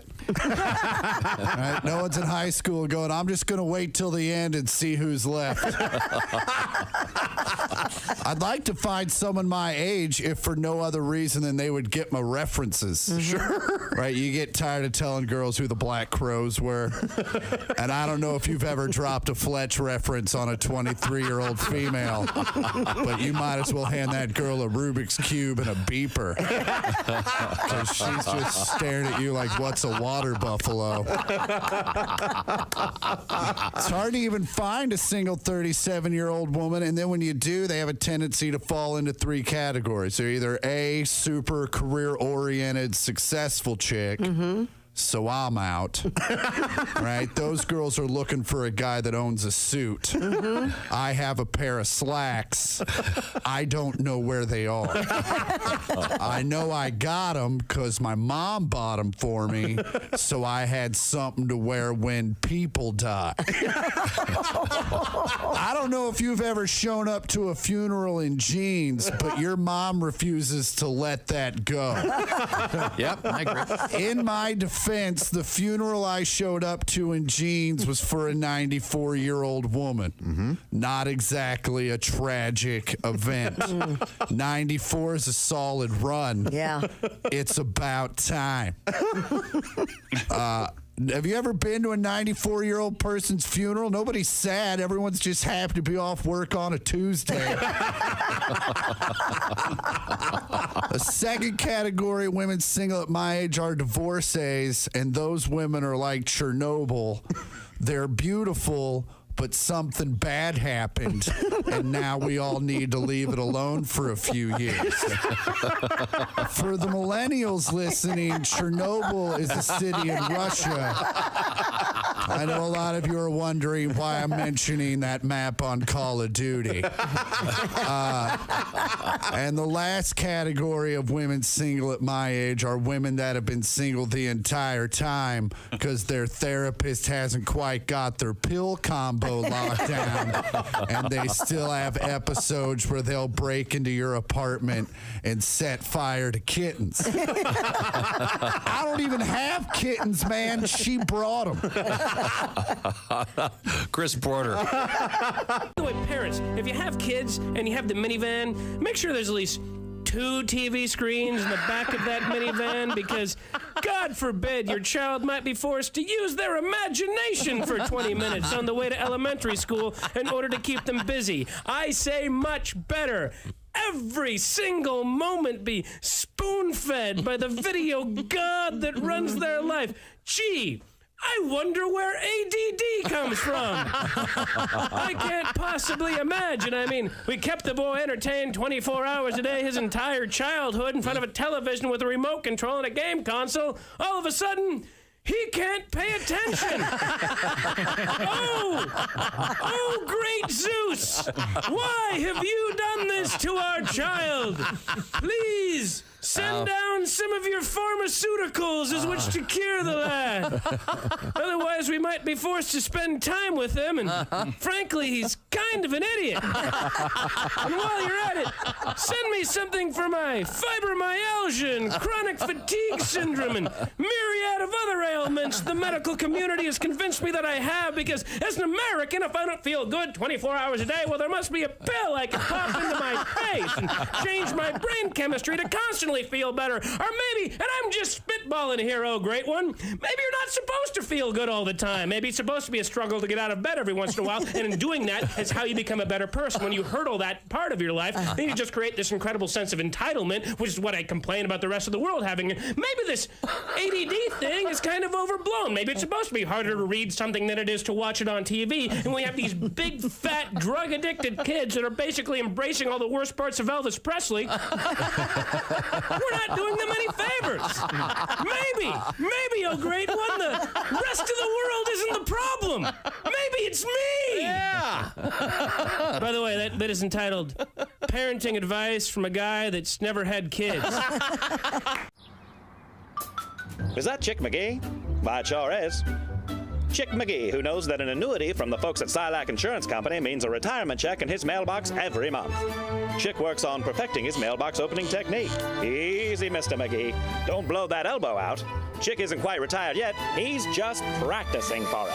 Because one day, Mailbox McGee will be taking his retirement the easy way. SILACINS.com. Silac Insurance Company. You're pro you don't bottom tan Well, line. if I'm sunless tanning, if I'm doing this airbrushing, I just don't wear a top. No. Gotcha. Do you, I'm not trying to be crude here, but do you have some kind of nipple blocker? No.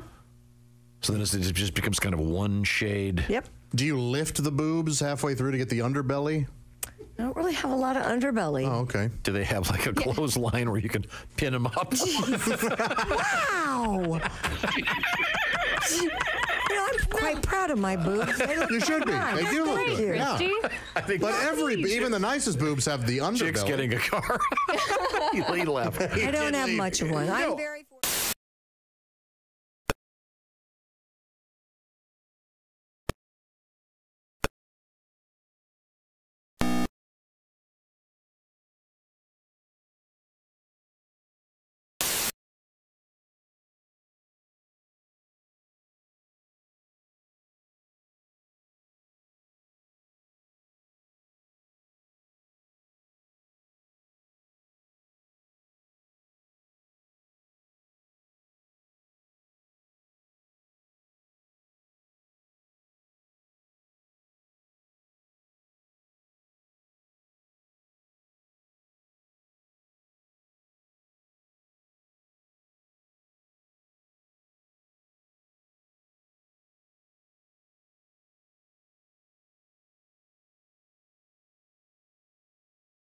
For something. Also, want to see Metallica? We've got a special flyaway thing where you could go see Metallica somewhere.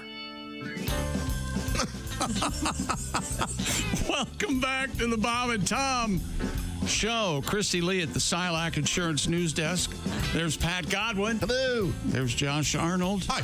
Over there at the I Hate Steven Singer sidekick chair. Hi. There's Ace Cosby. Hey. I'm Chick McGee, and we're in the O'Reilly Auto Parts studios. Think O'Reilly Auto Parts for all your car care needs. Get the parts and service you need fast from the professional parts people at O'Reilly Auto Parts. Tom? Thank you very much, Chick McGee. One of the finest jingles out there, too. Good one. Yeah, very good. Yeah. You know, if people don't think jingles work, wait till you're riding in a car with your 9-year-old daughter, and she goes, wow, with the O'Reilly Auto Parts jingle. Oh, my God, she's 9. Now, a couple. Hey, during the Washington-Dallas football game yesterday, a cheerleader got hit in the head with a kicked football. You want to see it? Oh, man. Yeah, you do. This is the kickoff, and it go boom. Oh. You see her go down? Now we're going to show you in slow motion. She's absolutely okay. Here it goes. And clunk. Oh, you know what? If you're going to get hit in the head, that's where you want it. That's place. Yeah, right in the back of the and the soft part of the ball, not the point hitter. And that went as good as it could have gone. Yeah, it didn't hit her in the face, where then you feel like your face is swollen up. And that's our punter. That's our punter, Tress Way. Go ahead. I know what's going to happen next. Go ahead. What now? Go ahead, Tom. Say it. Do you ever get hit in the head with a ball?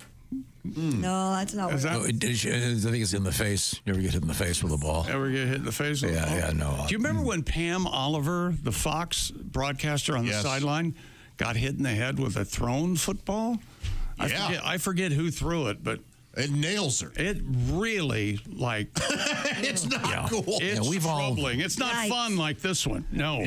Now, we were discussing this big chess news story. Steven writes in, no, we're not. We're not going back to it. Yeah, we are, just briefly.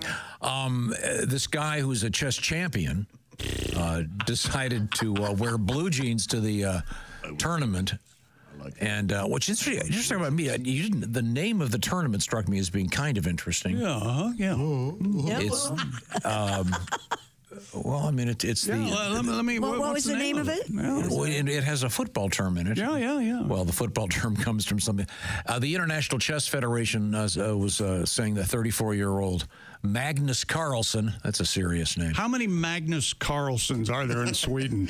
all of them. Norway and Denmark, It was the World Rapid and Blitz Chess Championships.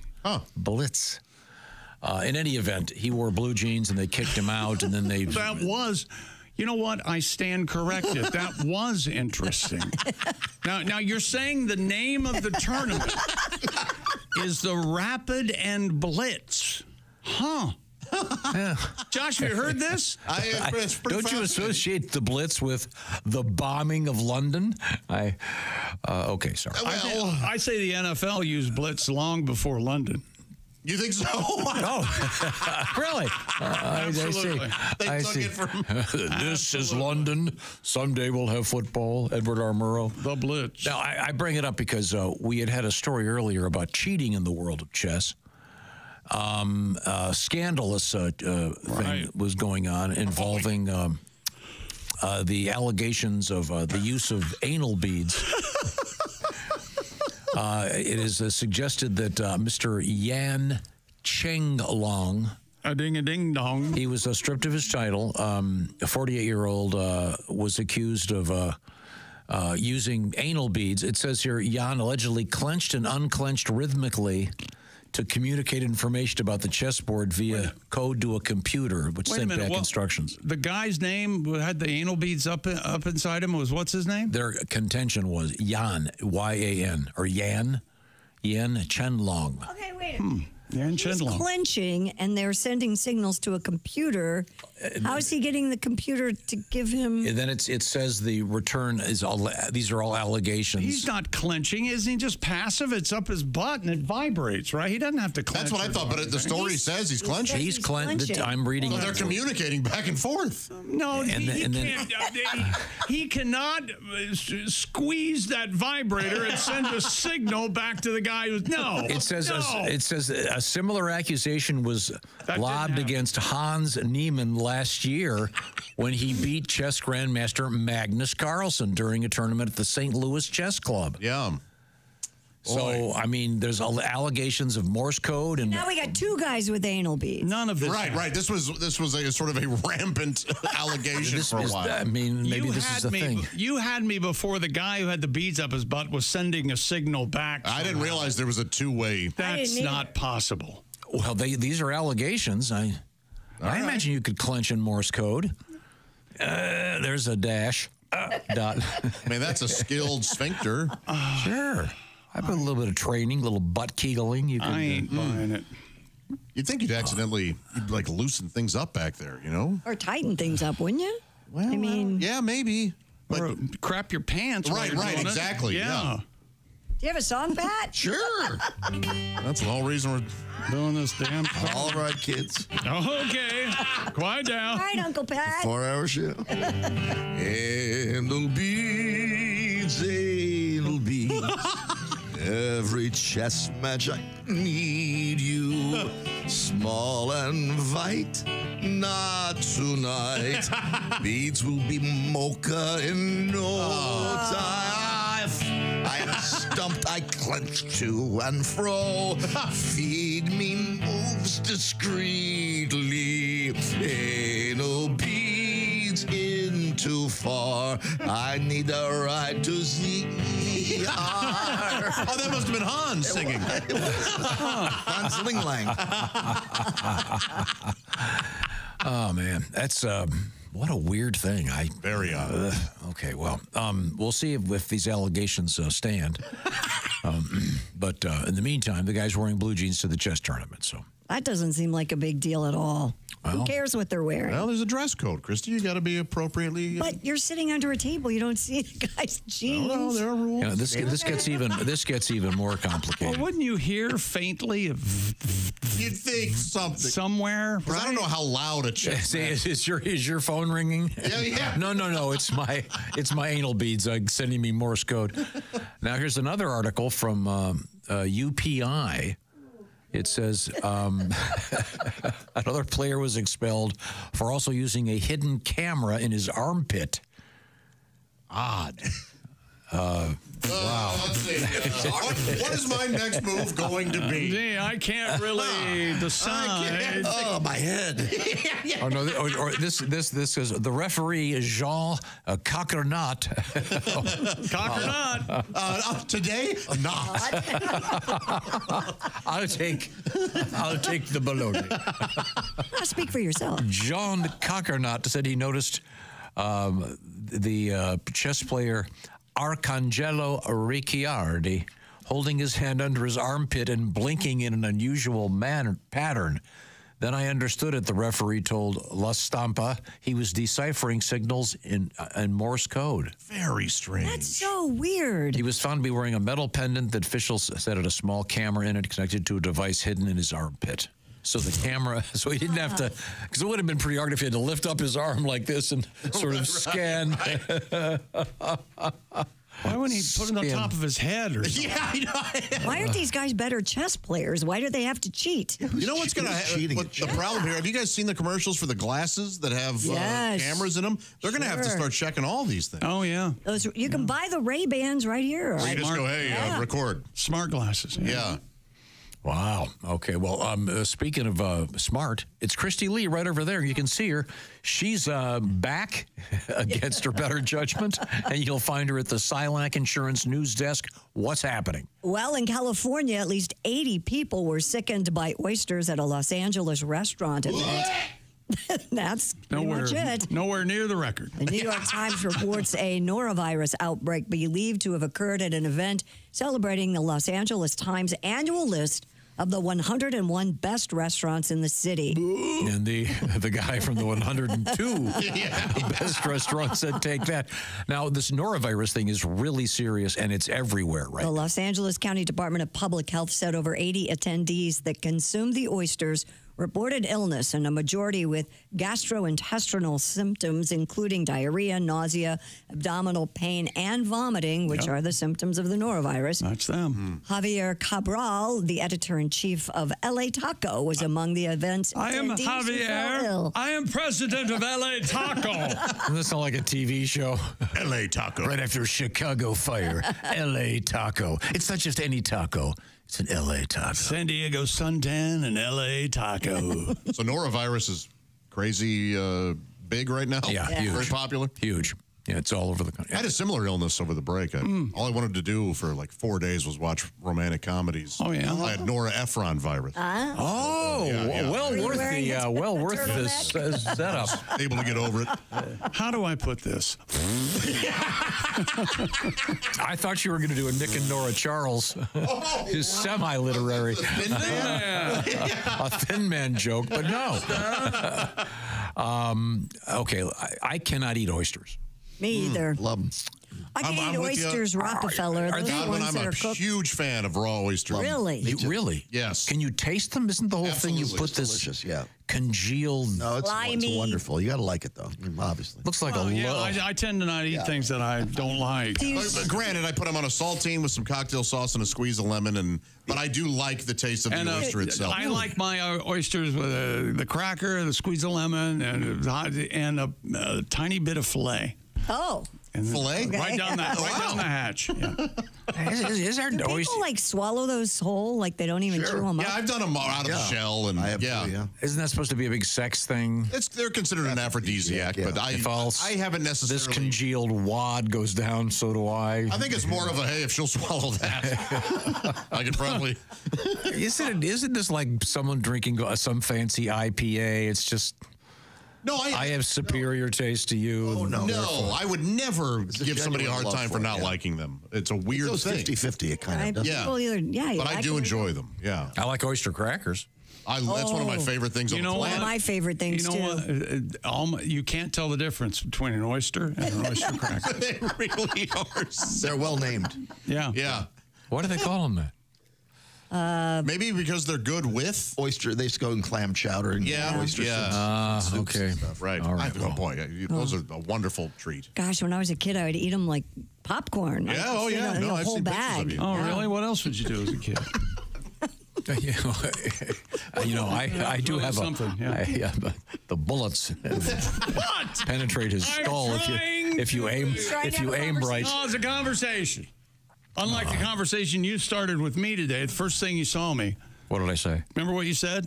No. You know you can leave anytime. What a lovely welcome. You can leave back from vacation. No, you can leave. that's not true. It'd be fine. Mischaracterized in every way. That's exactly what he said. Chick had expressed some interest in perhaps doing the show from Austin, Texas for a while. Oh, okay. And he'd been in Texas. I said, hey, how was it? Did you investigate doing the show from down there? Let's define a while as years. Let's go It could be days, weeks, months, or years. Whatever we got left. Or career finale. Any of those fit in. I thought you were doing the show from England. Is I got to do that too. It sounds to me like you want to do it anywhere but here. Anywhere but here. So what you're saying is, you know what? And I did it from the house, and I never had a better time in my life. So what you're saying is, you'd like my presence to define your absence. No. Not just you. Oh, it's everybody. It's everybody. Oh, well, thanks. Yeah, that's what Wouldn't that be great? Great in the evening news, which goes, well, here's Greg with weather. He's a huge dick, and I can't wait for him to leave this afternoon. What? They don't do that in local news. Let's how about that forecast? Yeah. And by the way, I think it'd be a lot funnier when they cut to the cars.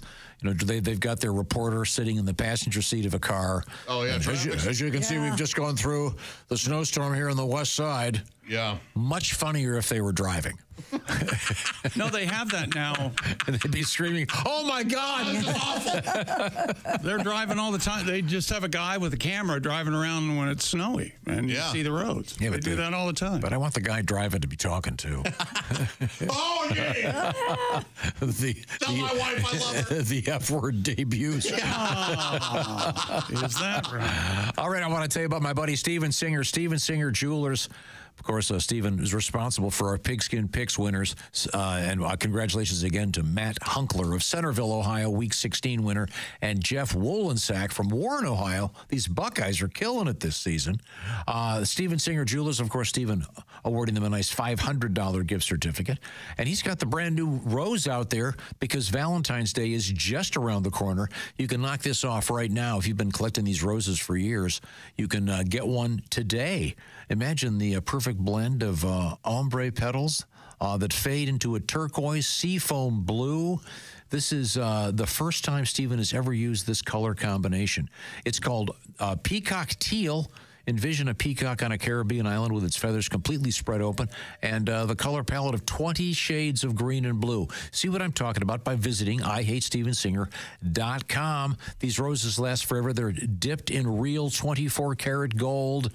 Now, Steven does these. Don't accept the fakes. Get the real thing. Once again, visit IHateStevenSinger.com. While you're there, don't forget, bracelets are nice, necklaces nicer, rings, you name it. They're all very, very nice. He's got them all. IHateStevenSinger.com. His famous guarantee, of course, free shipping. Get the details at IHateStevenSinger.com. And we're going to say a real quick goodbye and then a quick hello because we're coming right back in the O'Reilly Auto Parts Studios. This is the Bob and Tom Show.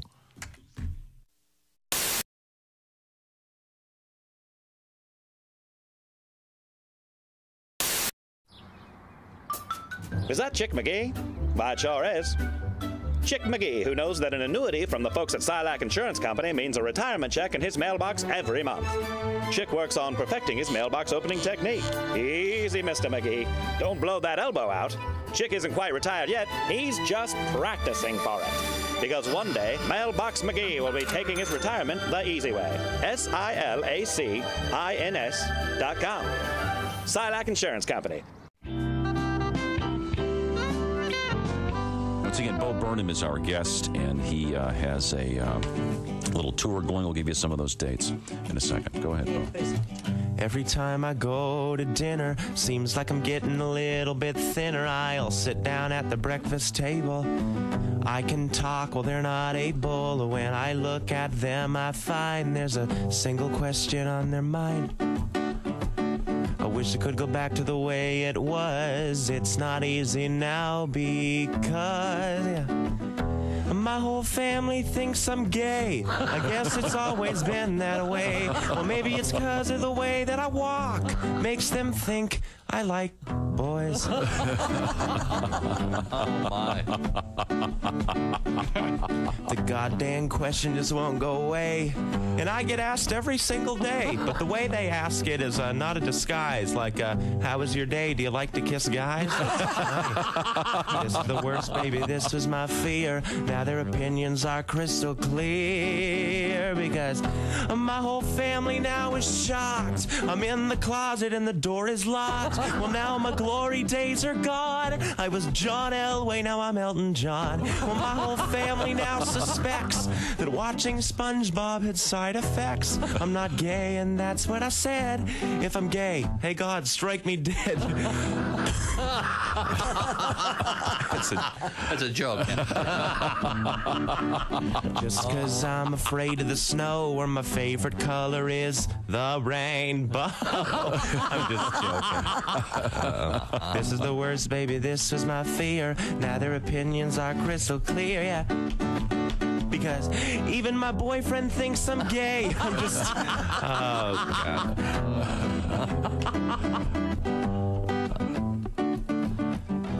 You all probably think I'm gay. Man, this song is counterproductive. La la la la. Because my whole family thinks I'm gay. I said, what did they know anyway? You gotta look right through the haze. Easy bake oven was just a phase. And my whole family thinks I'm queer. That is all I ever hear. But I've been as straight as a ramp, if you don't count Bible camp. Bible camp. I'm not gay, I swear. Kind of. Bo Burnham. The great thing about my mom's bridge club was she would make delicious desserts for the ladies. Oh, she didn't have the Brock's Bridge mix? That was always my favorite. No, she'd make apple pie. She'd make apple tarts. Oh, she was amazing. Yeah. I forgot about bridge mix. Oh, yeah. My grandmother used to have that. Man. Did you ever bang any of your mom's friends in the bridge club?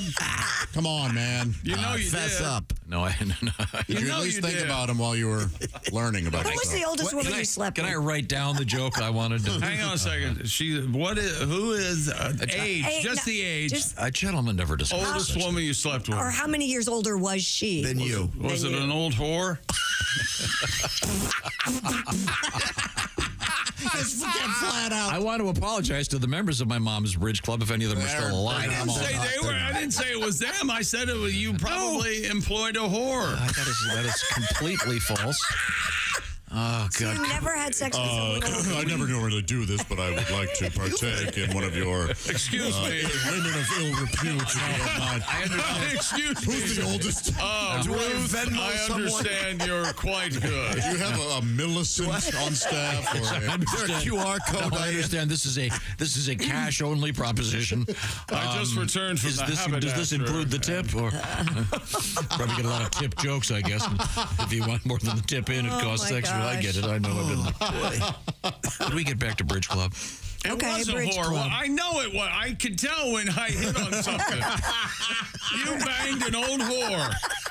That is just not true. When you were 18, 19. You learned about And love. she was 30. It's all lies. She kept saying... No, she was like 58. It was like Brighton Beach. Get over here and let Mama hug you. Like, Yeah, yeah, that's Over exactly here, honey. Yeah. Kiss Mom. A young Jonathan Silver. Stick your tongue out for mama.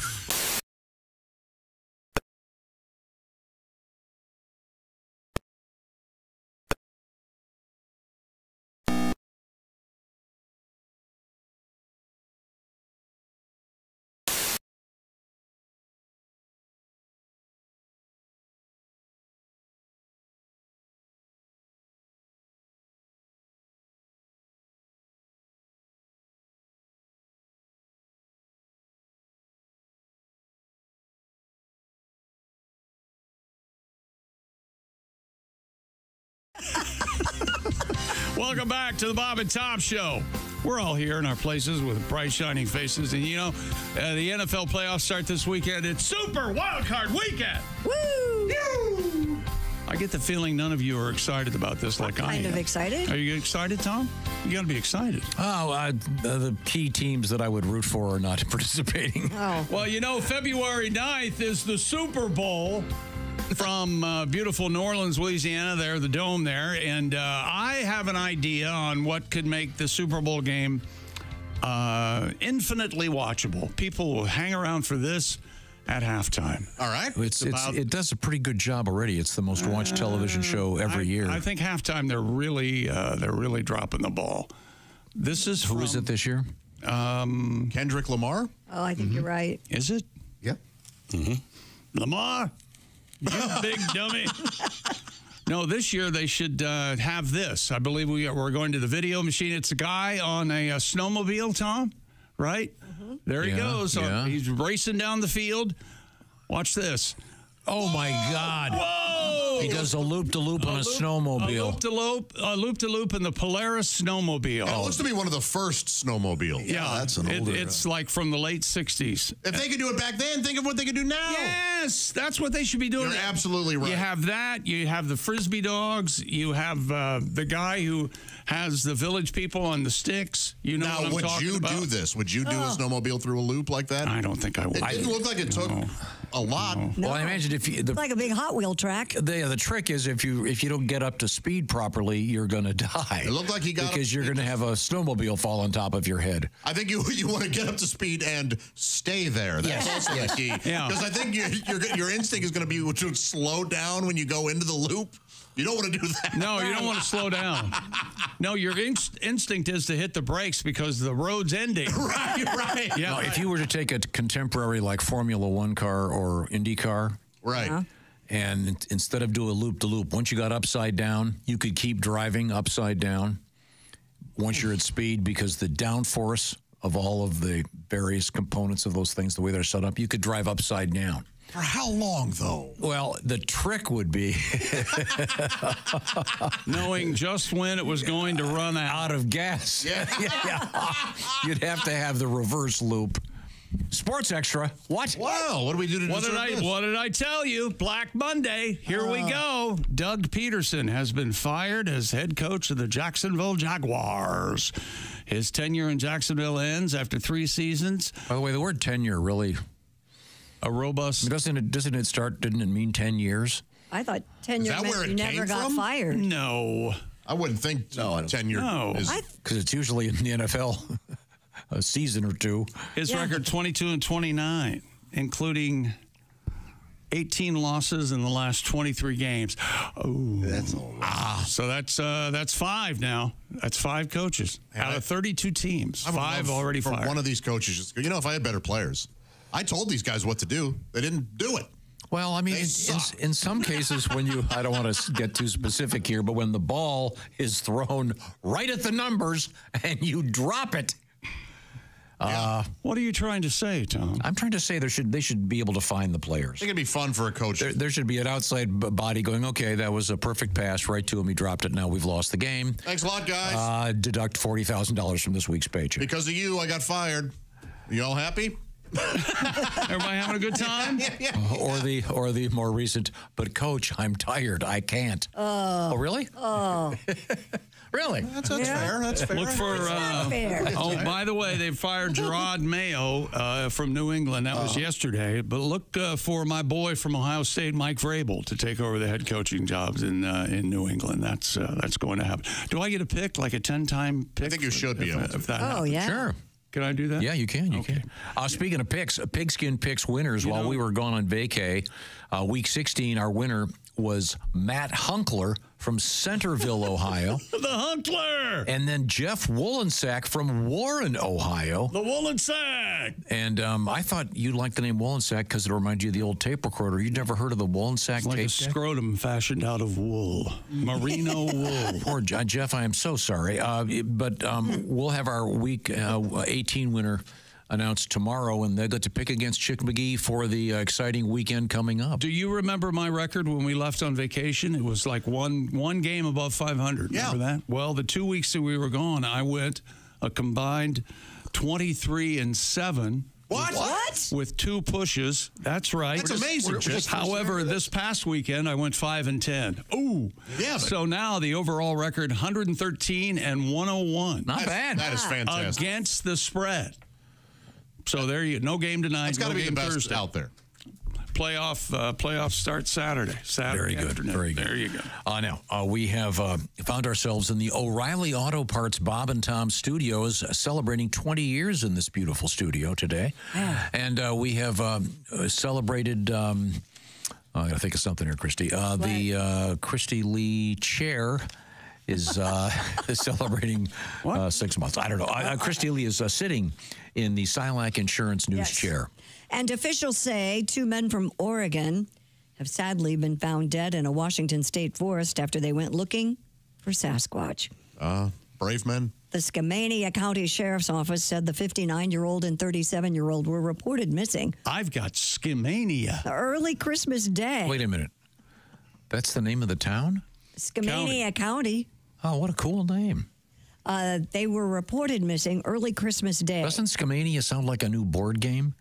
It does. Yeah. Hey, it's Skamania. Look, Mom. Look, Dad. Wait a second.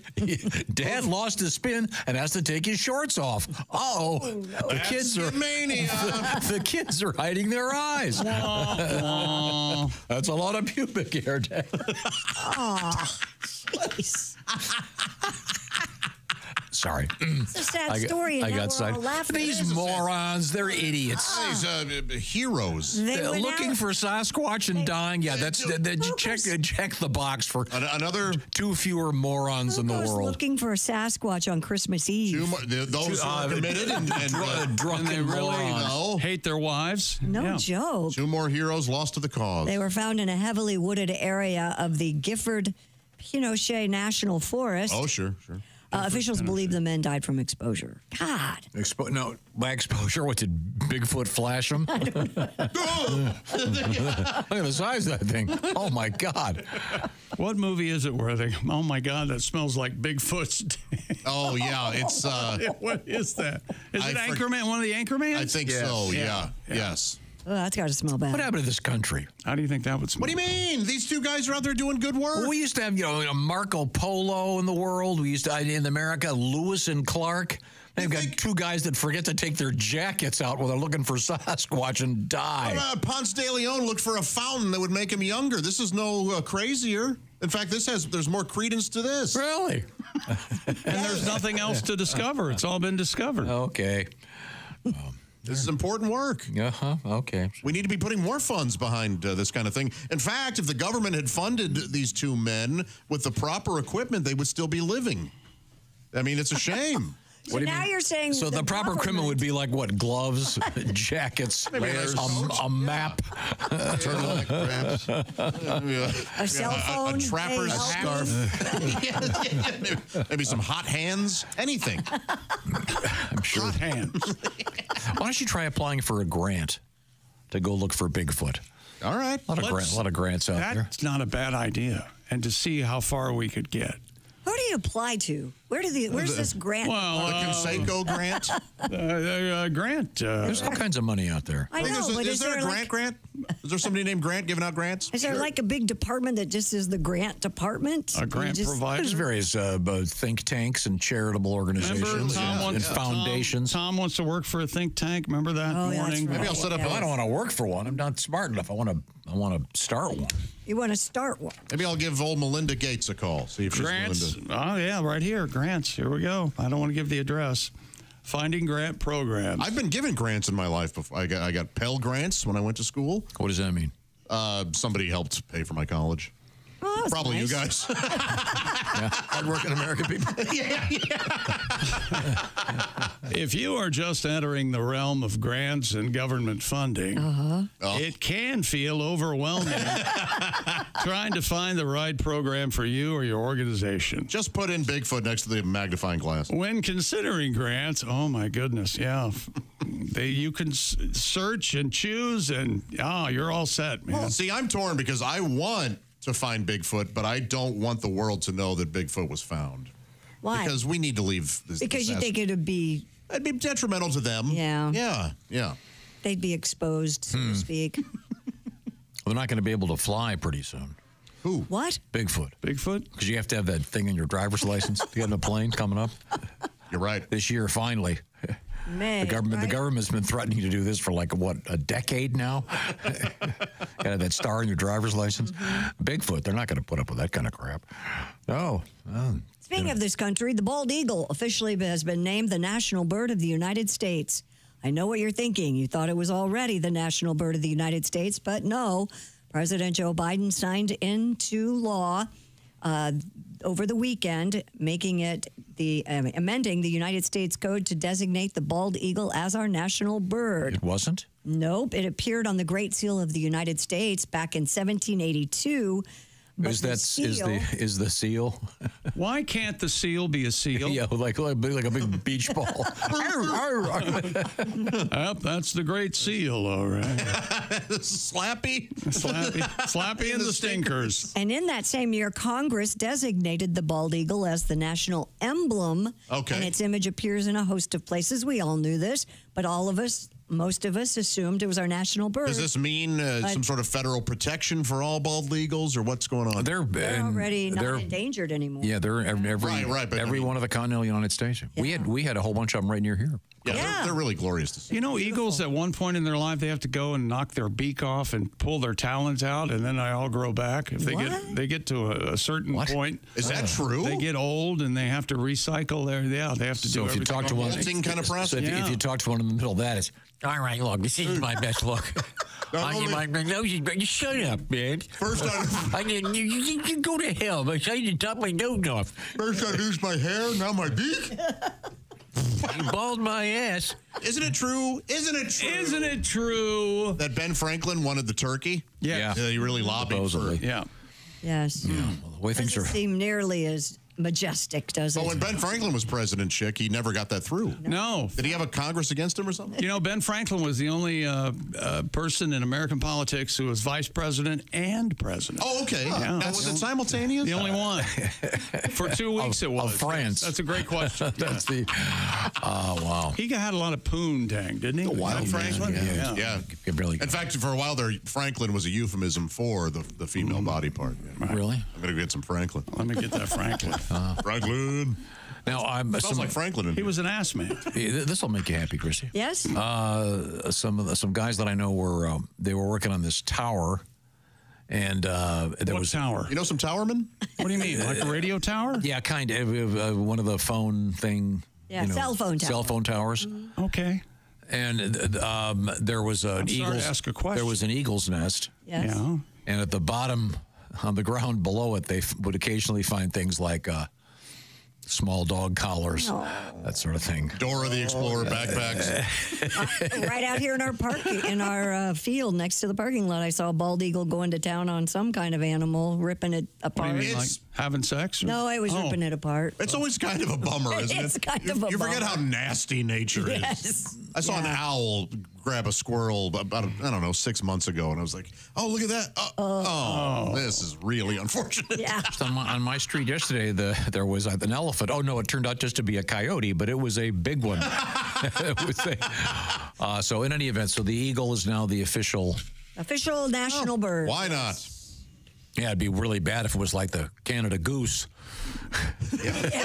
So what if I we have enough of them. What if I want invasive species. What if I want to kill one? How much does it cost me? A bald eagle? Yeah. Is it how much you got? Got to be a fine, right? What are you willing to pay? I bet the bald eagle wings are good, man. Look like an axe. Eagle wings? Why has somebody started that? Eagle wing. When we come back, we have a tribute. See, they're not eagles. They're not really eagles. You could call them eagle wings. for the Super Bowl. Eating Eagles. Right now, we have a Am tribute. I invisible? We have a tribute to high quality earplugs that happen to be providing you with music. You mean earbuds? Yeah, these are actually the opposite of earplugs. These help you hear cool things. These are That's what I'm saying. Plug up your ear, get some tunes. It's the best. They also have over-the-ear headphones. I gave them to my daughter for Christmas, and she raves about them. I've got a picture. Loves them. I've got a picture of my girls on the plane with those great. Oh, they're so fine. You guys must be Raycon earbuds. Raycon's everyday earbuds, perfect for your gym, coworker. Just shield you from people talking in general. How about a phone call companion? That's your everyday earbuds from Raycon. And they have premium audio. It goes where you go. 32-hour battery life, multi-point connectivity, lets you pair with 2 devices at once. And Raycon's earbuds also come with active noise cancellation. It's often difficult to find at an accessible price point, but not with Raycon. They start about half the price of other premium audio brands. And Raycon, a variety of brand new vibrant colors: blush violet, forest green, royal blue, rose, gold for a limited time only. Go to buyraycon.com/Tom today and get 15% off site-wide. That's 15% off everything on Raycon's website when you go to buyraycon.com/Tom. That's buyraycon.com/Tom. Thank you very much for coming right back to the O'Reilly Auto Parts Bob and Tom Studios. This is the Bob and Tom Show.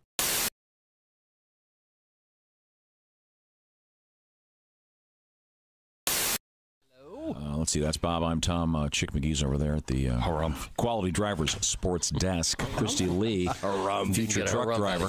That's me, baby. I'm going to be driving the big rigs. We're going to get Christy over to Quality Drivers and learn how to drive the big rigs. Comedian Justin Willman has joined us in the studio. Hello. You may have seen him on Ellen. You may have been at the White House when he was there. It's amazing. He's here in the studio. I was being dragged out of the White House when he was there.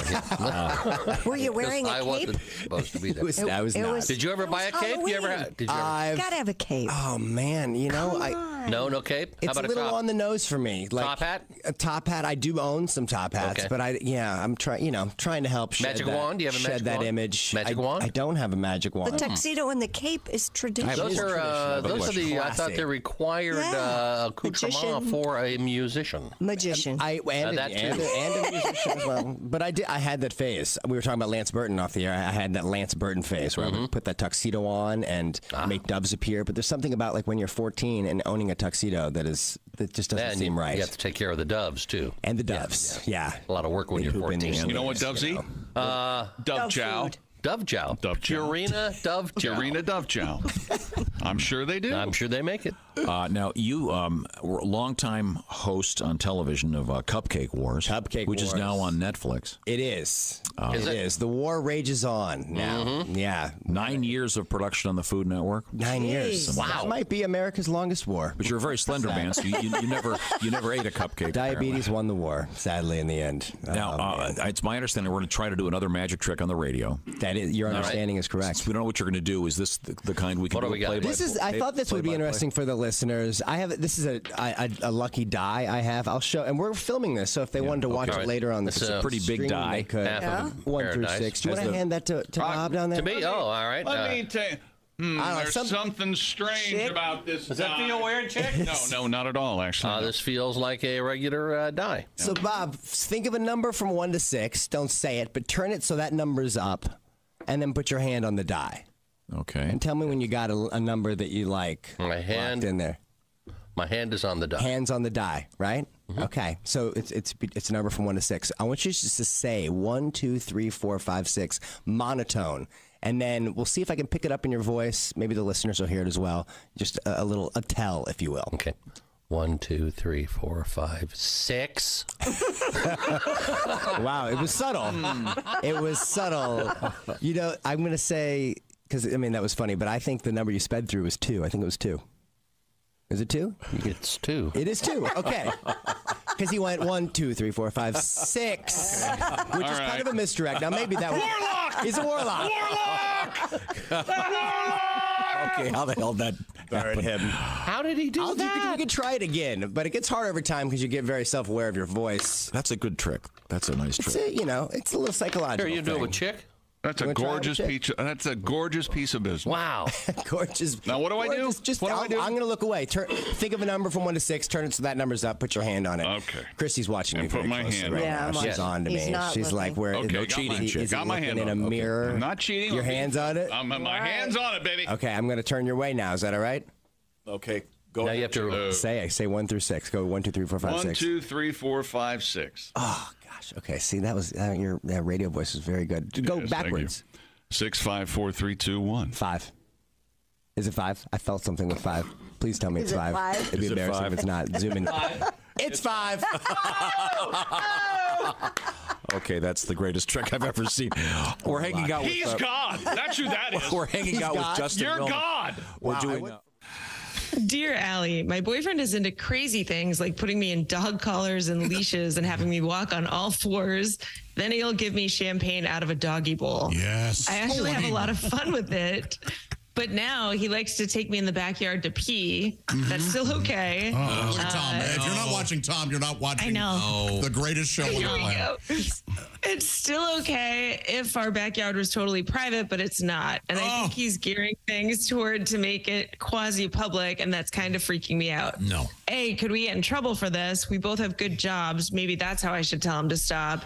And B, am I being lame by not wanting him to go public? Yes, you are. You're a filthy mutt, and you need to, the sooner you learn that. Tom, what's your problem with this whole thing? You really do look. This is really wild. Yeah, it's going to get worse. This guy's champagne in a dog bowl. And the fact that it's champagne Yeah. is really something. Yeah, but she's into all of it except for it being public. Maybe not sure she's that's her. into it. Well, she's acting like she is. She said it. Yeah, she said she's okay with all of it except. Okay. If it's for kinks, keep it in the bedroom or take a dump on his side of the bed, and then maybe he will figure it out. Like the dog is not Well, I happy. guess we're done with this one. Have you considered that?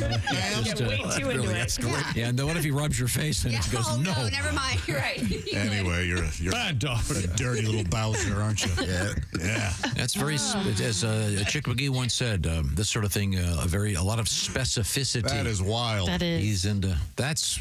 Oh, yeah. Obviously, the answer is whatever, when it gets to the point where you're not comfortable, don't do it at all. Say it, Yes, yeah. do not do it. I mean, I just think you'd have to talk to a professional on this one. Won't this just keep escalating? Potentially, but she's got to say no. So whatever you're not comfortable with, please don't do. But if you're fine with being leashed around the yard that has maybe a tall fence, that's right. Oh, good for you. You guys, Maybe you just found tell him each to put other. up a fence. Exactly. Yeah. Go to dinner, Come to get a nice restaurant. Sit. I don't guess there's any. Can she have a her bag?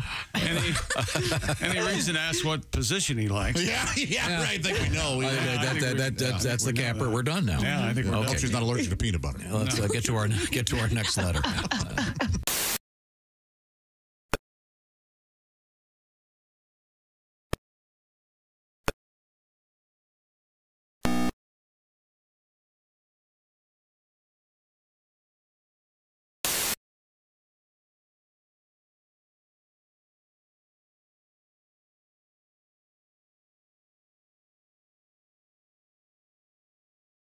He's been on our show. Styx, Kevin Cronin, head honcho of REO, and Don Felder, formerly the Eagles. They're doing a special show Friday evening, August 15th. Way down the road at the Ruoff. You could win tickets to that show on this show in about an hour. Welcome back to the Bob and Tom Show. Hello there, Tom. How are you? Did you have a good vacay? I certainly did. Good. Anybody's clothes is a little tight. Yeah, my shirt. I know. I went, all right. I enjoyed myself over the holidays. Got to get back to trying to eat better. Yeah, that's why you're seeing all the commercials for the gyms. Oh, yeah. We have a gym story coming up. But first, we had a story about the bald eagle. I was not aware that it was not the official bird of the United States until, yesterday? Yeah, I didn't know that either. How about that? It's now the national bird. As it should be. Yeah, of course. And it appears on all kinds of stuff. We're all familiar with it. But yeah, we're all familiar. We're all familiar. Now I'm going to walk through what a bald eagle is. But no, Chick wondered why it was never eaten. We have to. I suppose if you were hungry enough. I bet that probably doesn't taste that different from chicken. Really? I would imagine it's what's the word? Sinewy. It might be a little tough. Yeah. I don't know, but obviously they were protected for quite a while. Now they're flourishing, which is good news. So there should be enough for us to eat. Yeah, we could talk to someone who knows about this sort of thing. I don't know if they're very tasty. I did eat some. What do you call it? I don't know. Squab? No, exotic meat over the holiday. What exotic meat? Bison. That's fairly. That's not common now. That's not really. I like bison a lot. And venison. Yeah. Okay, sure. And elk. All good. Yeah, that's some good stuff. Yeah, they were all good. They weren't. They didn't taste weird. They weren't real gamey to you? They were not. I'm sure they were. What was the tastiest? The elk? I got to tell you, I like that bison. Do you have some? What? You get bison anywhere. It is available at most grocery stores. Yeah, but really? Yes. Yeah. Oh yeah. So if I go into the McDonald's drive-thru today and say, "Hey, look, my daughter wants a fillet of fish. I'd like a bison." What are they going to say? They'll say, "Do you want fries?" Go to any grocery store. Please pull around. That's We'll right. go to Ted Turner's place. Well, the reason I bring it up is that Chick McGee had mentioned he'd like to eat an eagle. And I've realized we have a fine song about that from our buddy Tim Cavanaugh. Time helps some species come back and grow stronger. I'm glad one creature's endangered no longer. I wanna fry up an eagle just to see. Fry up an eagle. Use the Colonel's recipe. It's still illegal. It shouldn't be. I need to know what one tastes like. I wanna fry up an eagle. My curiosity first killed the cat who wasn't that tasty. Frankly, I wanna fry up an eagle. They're dolphin free.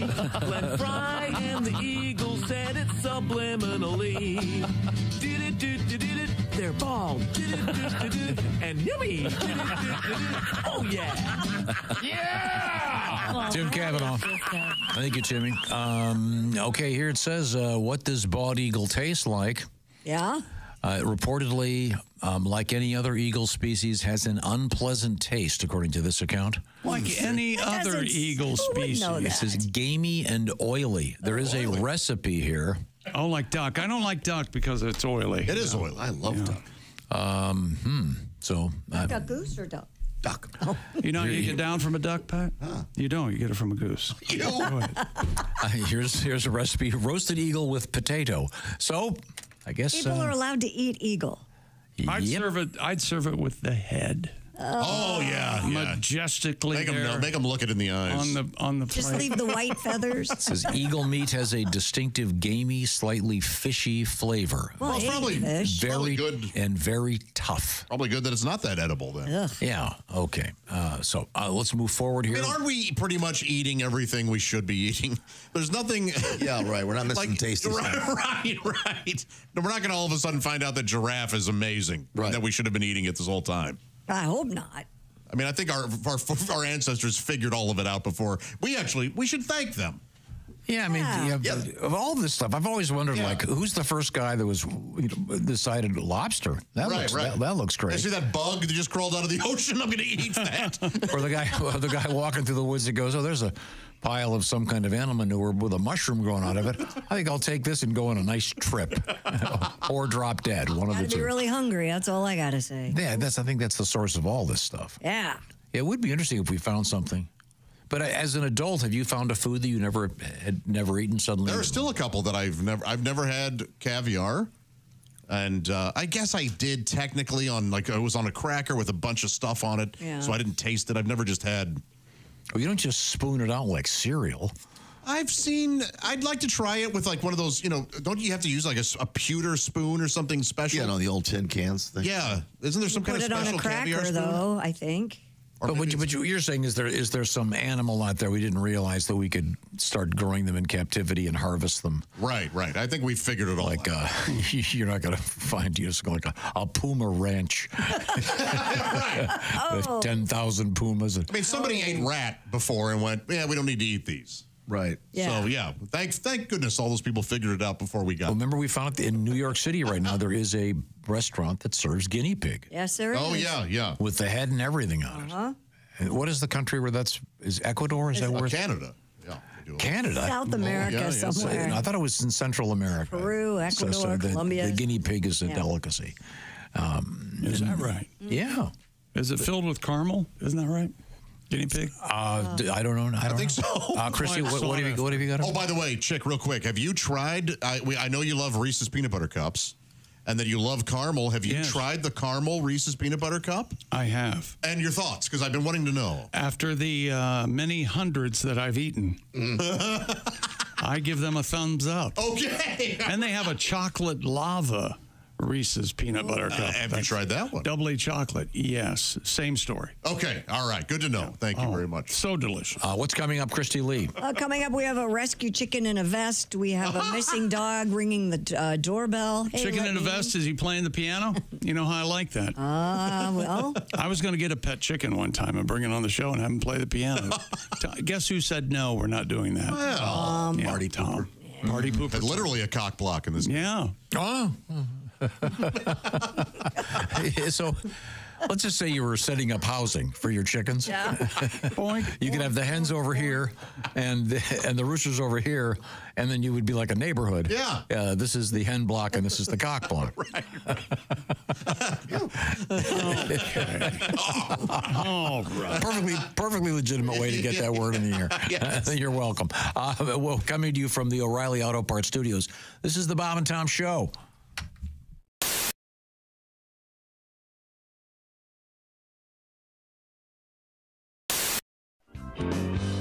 Henry Phillips in the studio with us. Go ahead, Henry.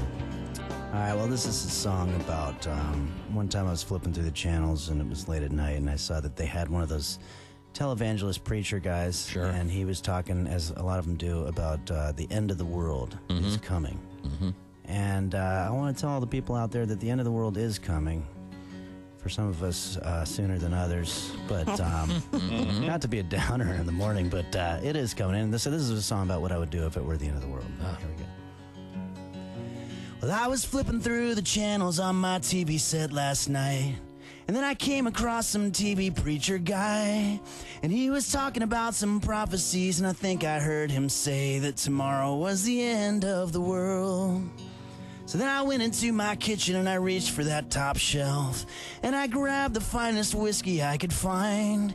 'Cause there's no need to save the finer things for later anymore, since tomorrow is the end of the world. And then I got into my car and I drove down to a street corner. And I asked some guy where I could get some blow. And then I went up to the prettiest hooker I could find and asked if I could do a line off of her hooters. Well, much to my surprise, she said she didn't have hooters. And much to my surprise, I didn't care. 'Cause there's no need for us to not be getting transsexual hookers anymore, since tomorrow is the end of the world. So have a smoke, shoot some smack, kick a kid in the face. Steal somebody's groceries, 'cause there's no need to not be a grocery stealing little kid in the face, kicking, smack shooting, smoking, tranny hooker, getting all the other stuff I said earlier guy anymore, since tomorrow is the end of the world.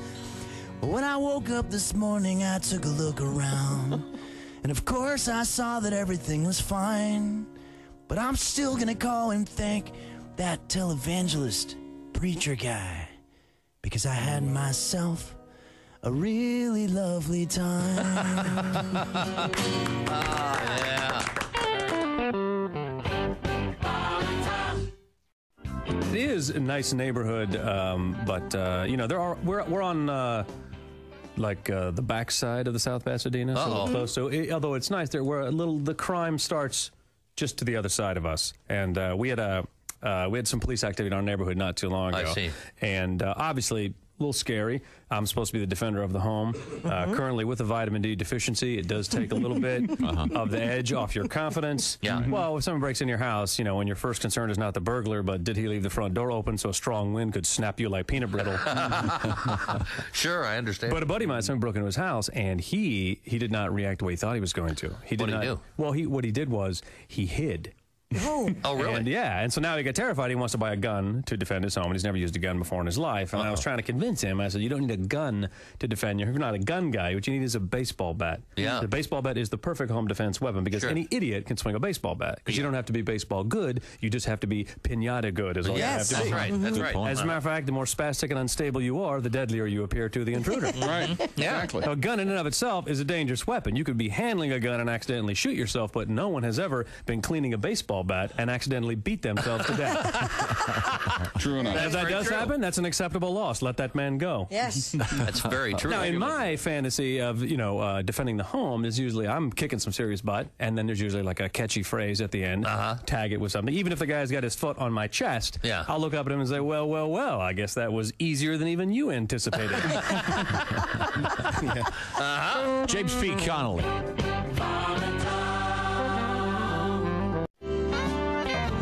Bob and Tom program, we have been asking you for questions you get all the time. About your job. Yeah. Dear Bob and Tom, I work at the service desk of automotives. Customers call in and say, hey, the check engine light came on. What's wrong with my car? Well, there you go. I want to always say, I don't know, put your car on the phone. Let me talk to it. Yeah. How you feeling? Dear Bob and Tom, my name is James Brown. I'm really getting tired of people saying, so, do you feel good? Yeah. Dear Bob and Tom, my name is Brandy. Yes, I am sick of people asking me if I am a fine girl. Okay. If you've got questions you're tired of, we'd like to hear from you. Yep. Okay, that's one of my favorite songs. I love that song. Brandy? Yes. Brandy, you're a fine girl? Yes. What a I'll good say wife it. you would be. Yes. But my love, my life. And my love and my lady is the sea. Yeah. Now, why do you like that song? Because I don't is know. that the kind of relationship you want, where that's some man who loves you, but he has to leave for long? Right. He comes in, gets the good loving, and then he leaves you alone for a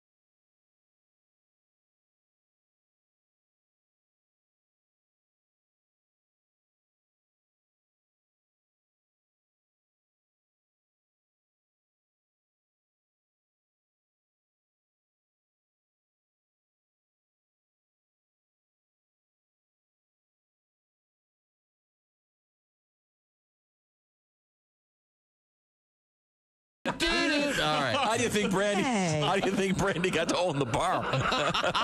She wears a braided chain made of the finest silver from the north of Spain. A locket that bears the name of the man that Brandy loves. She killed and buried out behind the bar.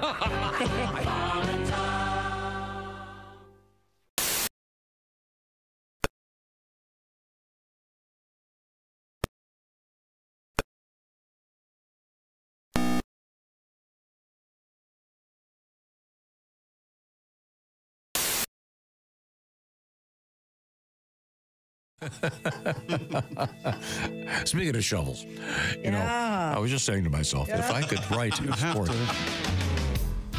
Welcome back to the Bob and Tom Show. Christy Lee at the Silac Insurance News Desk. Hello. There's Pat Godwin. Hey, chick.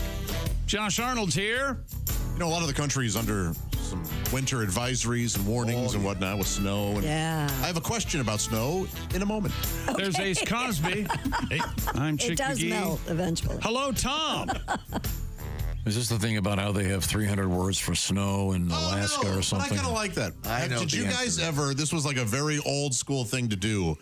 use a snow shovel as a sled. Of course. Okay. Yes, and the trick to that is not rupturing yourself. Never did. No, I never did that either. We did it once, and I was surprised at how well it would actually worked. Piece of cardboard, yes. Just a flat piece of cardboard. Right down the hill. You live in Pennsylvania? Now, did it have your sign on it? Anything helps. It did. I'll stop playing for food. Stuff like that. Stop sledding for food. One of those. By the way, I won't sing for food. Here's a question for you. I was on vacation in Colorado. Beautiful. Of course, yes. Beautiful skiing, time. yes, the Vale, yes. I did, but We all can relate. I have new boots. Of course. You can relate this. Okay, you don't have to ski to get this. Yeah, of course not. No. All right. Well, And first of all, You don't have to. So but then why did you tell us you were skiing? Thank you for dumbing it down. Yes. because so I'm walking through the streets of Vale after a delightful cappuccino, and there is a woman busking. $22 cappuccino. Busking. It was only $9. Here's the thing. Allowed to bus? If you stink, you shouldn't be busking. Oh, well, that's... I mean, I felt that no one was putting any money in her guitar case because she was awful. Was her singing awful? Or Every playing was awful. Song selection terrible. I didn't stick around too much for too long. I say bless her. Good for her. No. There. You guys saw, I did not see the new Bob Dylan movie, but was he a busker? Is that how he started? No. He was a professional. Went out there as from the get-go? Yeah, he didn't busk. Now, the most successful busker. Oh, here we go. That started as a busker. I'm not saying. Yeah, is who's Ed Sheeran? Ed Sheeran. Yeah. I mean, so he would be like at the tube stations. Yeah, and he's brilliant. I mean, but brilliant. This woman was just awful. Huh? Was she doing originals? I don't know. They were so terrible. I couldn't recognize them. You couldn't recognize any of the songs. Snow and the fun. Oh, I love the snow and the fun. That was the whole album. It's a concept album. I want to drop in a deuce. Hey, look, stop it. I thought that was an old Pete Seeger. Oh, God, Pete Seeger in this movie is terrific. Oh, I love it. Is he embracing Stalin? You know, that they don't get into that, but you're right. They touch on it. He took a very weird left turn there. Yeah. No, he was hard left. He was a big Stalin supporter. Well, it's. Was Stalin thing about Bob Dylan and Arlo Guthrie that he really that they kissed? Well, it was his father. Oh yeah, they made Woody I mean, Woody Guthrie. Yeah, sweet love. Yeah. Yeah, that well, he Pete actually. Seeger wasn't actually there at the first meeting. Oh, he wasn't. Oh, okay. He was at a meeting of his fellow communists. I read something that said, "Hey, don't watch this movie for historical accuracy. Just go and enjoy the." Oh, I okay. enjoyed all of it. I enjoyed it too. I didn't know how much of it was real. I watched that thing on Apple TV called Disclaimer. Don't watch for historical accuracy. Watch for the hottest sex scene you've ever seen in your life. Tom can't stop talking about this. I know he can't. Is that right? I know. Oh, it is as graphic. Graphic but hot. Is that what you're saying? Did it turn you on? Was Kelly there? I would never, of course, discuss that sort of thing. I think you are. You can always tell us if it turns you on. I mean, come on. So it was really good. Okay. So we need to watch it to see if it'll turn us on, and we know what turns him on now. There you go. Oh boy. And there were. Somebody's watching the She's like hockey licking game. an ashtray. Like, oh boy, well, we didn't know Tom was that hardcore. Yeah. No, there is one thing that they kind of hint at. And then he went right on her chest. Yeah? Oh boy, that was awful. Yeah, it's. Tom digs that. Now, where were we? I believe we were going to pursue more news. Is that correct? Well. That is kind of what you sounded. Yeah. Oh, wow. In all I thought fairness. it was you when you said it. Yeah, right. I thought Really? it was not. Oh, no, exactly. We are in January, and that means people are running to the gym. A series of viral videos on TikTok has folks worried about contracting sexually transmitted illnesses from gym equipment. Gym equipment. Oh, so it's not from banging the receptionist in the locker room. No. This hysteria began when a... Not to put too fine a point on it. I don't know how you get away with that. Well, no, I mean, so they're saying you get an STD from what the Well, if you'd let me finish. the leg press. The hysteria began when a fitness influencer I love those. took to the platform to warn people that he contracted chlamydial conjunctivitis after wiping his face with a towel that had been on a gym seat. Are you? Well, who does yeah, you deserve to die, you moron. An ER doc who goes by at Dr. Joe explains that while you cannot get an STD from casual contact with gym equipment, it is a good idea to wipe surfaces before and after to prevent the spread of other diseases like ringworm, skin wart. Sir, if you get syphilis at the gym, you're using the treadmill wrong. Yeah. you got. And you don't put that in there. You need to come up with a better excuse for your wife. Yeah, okay? you went down on the wrong lady. Right. But can't you get pregnant in the sauna, right?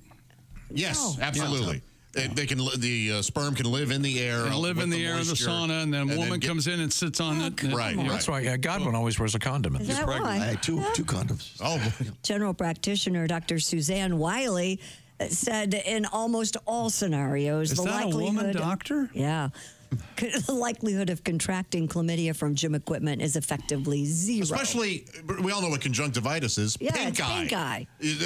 Yeah. So but he said he got it from using it. It would be a great. This might be a funny live skit. Do one of those. You know, I don't approve of spelling bees. I think they're a complete waste of time. How about doing a spelling bee where all the words are like, Janice, the word is chlamydia. and then the next one is gonorrhea. Because for some reason, all these STDs are really tricky to spell. They are, yeah. I don't know why they did that, but I'm sure there's some Latin roots or something that. sure. Can you spell gonorrhea?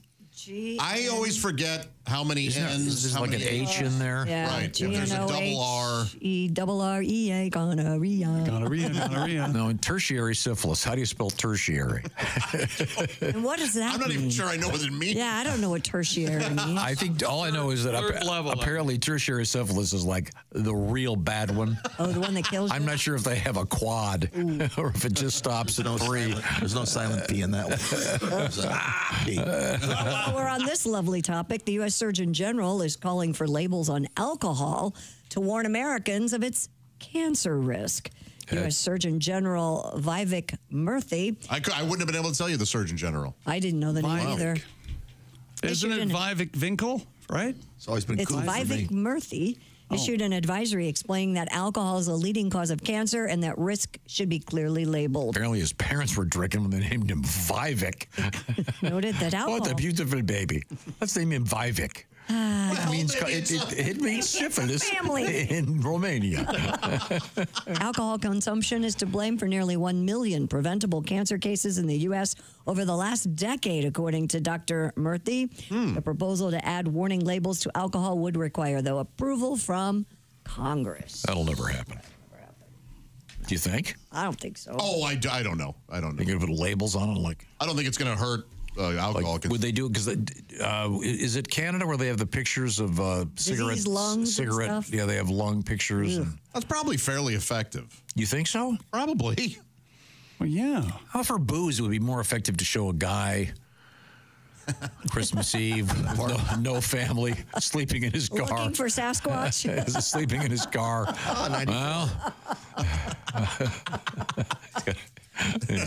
Reminiscing, are we, Pat? 1994. Oh, Well, where is this going to stop? Are they going to put it on donuts? Well, are donuts causing cancer? Well, diabetes. Well, diabetes. If you eat all 12 of these, you're going to be footless. Footless. Footless. What are you talking about? Footless. Everybody. Just saying. I mean, when does the Surgeon General butt out? Well, this is his job. Okay, you can be Surgeon General, but we don't want any warnings from Keep you. your mouth shut, will you? You keep your mouth shut. Well, you know that the booze lobby is they're on the Capitol steps right now. There is no way this is going through.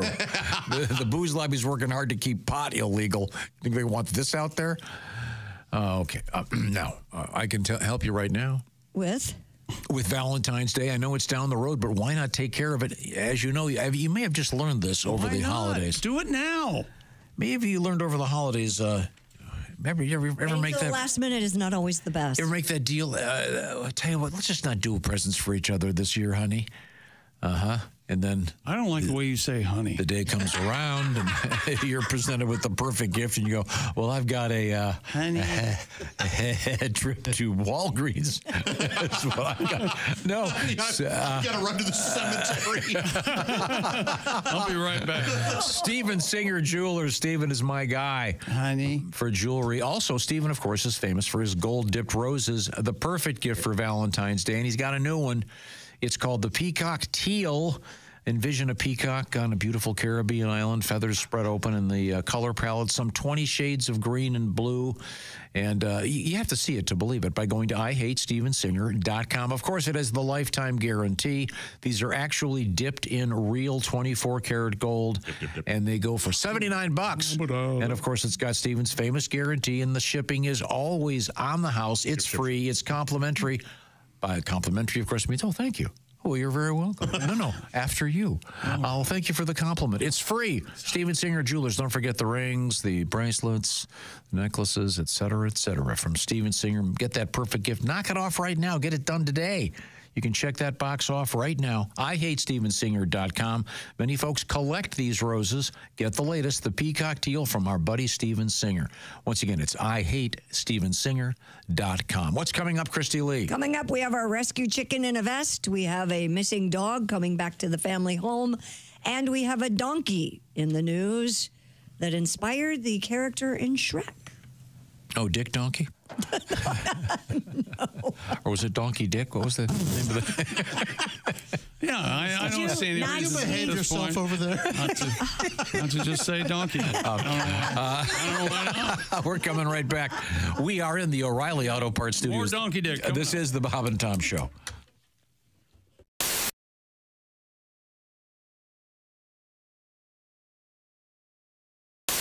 Oh, my goodness, that's right. You two are brothers in arms. Is Ace a member of the Army? Oh. Look at that. Oh, Ace, I didn't know you were in the Army. How many Kiss shows you been to, Ace? Around 300. Oh, my gosh. Yeah. Oh, I just like them. I'm not nuts. Oh, my good Lord, Ace. That's too many. Oh, that's too many. They're friends. Even Peter Criss said that's too many. I'm out. Even the Catman said, give me a break. Where am I? All right, go ahead. I'll tell you something off air now. Oh, okay. Have you been to more Kiss shows than members of the band? I was sitting with Paul Stanley one time, and he goes, You've been at more Kiss shows than the Ace. When Bruce was in the band. Yeah, than the Ace, yeah. Wow, Ace Frehley, that's amazing. Paul Stanley and I had the same sense of humor. Mm-hmm. You were in the Kiss Army when you were a kid? I was. Well, listen, I'm AWOL. You know that. I couldn't hack it. I was willing to rock and roll all night. I was not willing to party every day. Oh, so gotcha. I'm AWOL right now. There's a 57-year-old man, just a kitty cat, roaming the streets looking for me. I hear him calling. Can't come home right now. Come on, Ace knows that's Beth. If anybody in the house is going to enjoy that joke, it's Ace. I love that. I'm going to do a Psycho Circus reference in a minute into one guy's amusement. Okay. Not there. You don't think I'm going to bring up Carnival of Souls and have Ace enjoy my humor? Look at Ace! I finally found a guy who can make my stupid Kiss jokes with. Aren't you? These are crazy nights. They sure are. Aren't you like me? Every Veterans Day, you call Jimmy and wish him a happy Veterans Day. I appreciate that call. I put my flag out there. That's right. I put my. So you're now in the Kiss Army Reserve. I am. Yeah, I only go in when necessary, which is not very often these days. Do they still have the indoor football team? No, the team, like a lot of teams that year, went belly up. But they were horrible. They were the LA Kiss, for a horrible name. Yeah. They were a horrible team. Well, I want you to watch Tom's face on this, okay? You know, Tom, that Jimmy was a season ticket holder of the LA Kiss. Wow. I'm the only one that really loved arena football. I went to a bunch of games. My son Oliver and I really enjoyed it. But but after a while, when your team always loses, you can't even have fun. There's a shout out loud again. Oh, they played deuce. Oh, they mixed it up, son. It's horrible. It was an interesting TV show. Remember that? The TV show was great. Yeah. TV show was great. I didn't see the TV show. It was a really good reality show. They did not. The editing was not not as fake as other reality shows. It was pretty. Even Gene and Paul admitted the team was bad. Well, they had to. There was documented evidence of it. I believe that's called scoreboard. Yeah, it wasn't. It's not subjective. Like, Dynasty's a bad album. No, it's not, Demon. You're right, Starchild. What does Space Ace think? Let's ask the cat. Don't forget the Yonk. He wrote some of the songs. Now, did you know that the famous Kiss comic book? Yeah, blood. There was actually blood in the ink. Well, that's what they said. That's what they said. Well, there's photographs of them pricking their fingers. They show them adding the blood to the ink. Okay. I have an original pressing. You do? Absolutely. So does Ace. You still have that? Yeah. Now, is your young son interested in Kiss? Boy, did I try. I took him to 2 concerts. He went to see Kiss twice. Once at 5. Turns out that's too young. And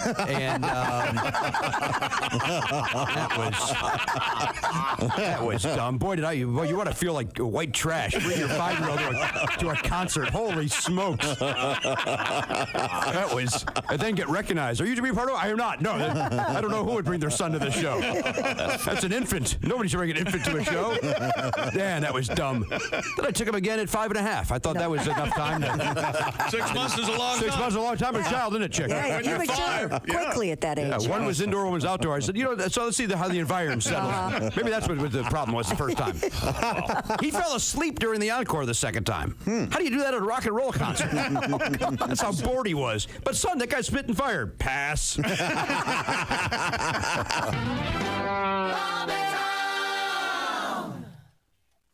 We're doing the bit. We're having different characters read us a joke. Will you do it? Hell yeah. Boys. Hell yeah. So you just have the ability just to write 1,000 of these? Well, that's what I do every week on the show. He's a real magic man, though. All right, here we go. No. Bro, these are incredible. I think you've done good here. All right, here we go. Here, grab that. From the beautiful brain of Kostaki Kononopoulos, the longest name in comedy. Biggest name. Also the biggest name in comedy. It's good to be long and big, they say. So that's great news. Tom Brady really went crazy celebrating his retirement. That's right. Yeah. Heard he had a Bud Light White and half a non-organic avocado. Guy's living dangerously. Nice. Thank you for that opportunity. Nice. You guys are the best. Cheers to Bob and Tom. Always the Big Brain Central. Thank you, man. Awesome.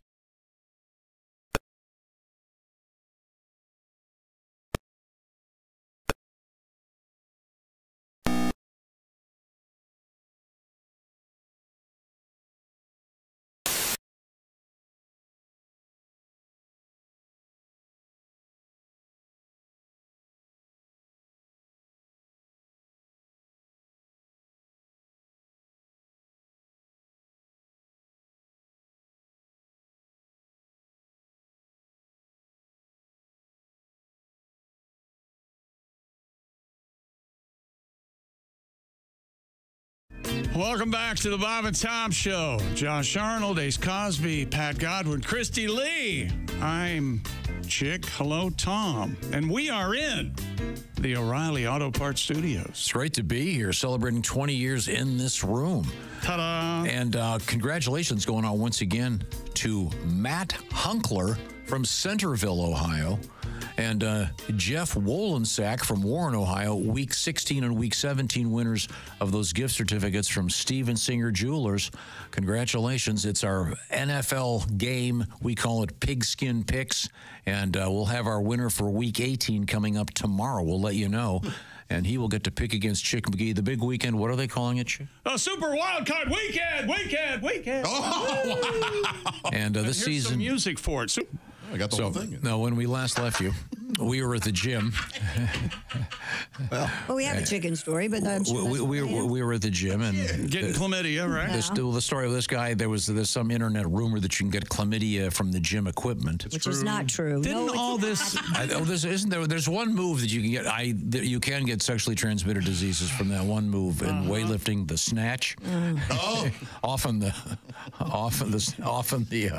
source of. You'll never get it from the jerk. Didn't this because it's clean. Didn't this all start because some girl got pregnant and said that she got it from swimming pool or something? It was all lies. Got gonorrhea from a tractor. Yeah. The tractor story. Yeah. No, the tractor story. The best tractor story was the guy that, had his last moments with a tractor. Made love to it? I put it in the tailpipe. Yeah. There was some apparatus. There was some apparatus on the tractor, and they found the guy.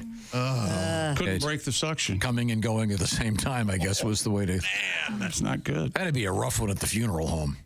Yes. Hey, did you know? I didn't even know he had a tractor. he died. There was a guy. He died doing what he loved. Harvesting? No. He was humping a tractor. There was a guy who built a truck and a restraint system for a horse. Oh, yeah. And he liked to get it from the horse. Mm-hmm. Now that's really And something. the horse finally killed him. Yeah. All right. Well. Okay. Not a good way to go. I'm sorry. We were discussing what, Christy? Where were we? Oh, we were. That's a New Year's resolution. I'm going to leave horses alone. I just can't. Oh, that guy. Oh. A rescue chicken that loves to wander around her village in the UK has been given a special high-vis vest to help her cross the road. Oh. According to Talker News, Billie Jean is known to roam around her home at the Railway Inn in the village of Cam in The chicken Gloucestershire. is not my love. Chicken. However, landlady Sharon Brimble said the beloved hen has begun to wander a little bit further afield than her garden. They have since outfitted Billie Jean with a high visibility vest So to ensure the coyotes can get a really good beat on her before they come. so they can spot the bird whenever she is out and about on one of her adventures. Covered up. Well, that's nice. I prefer to cover my chickens in barbecue sauce.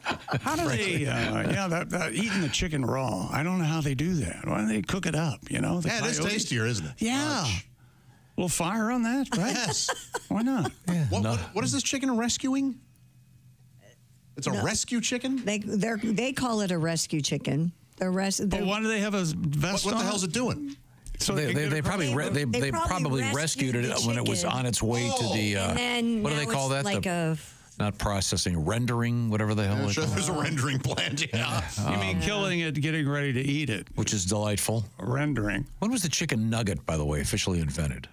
McDonald's.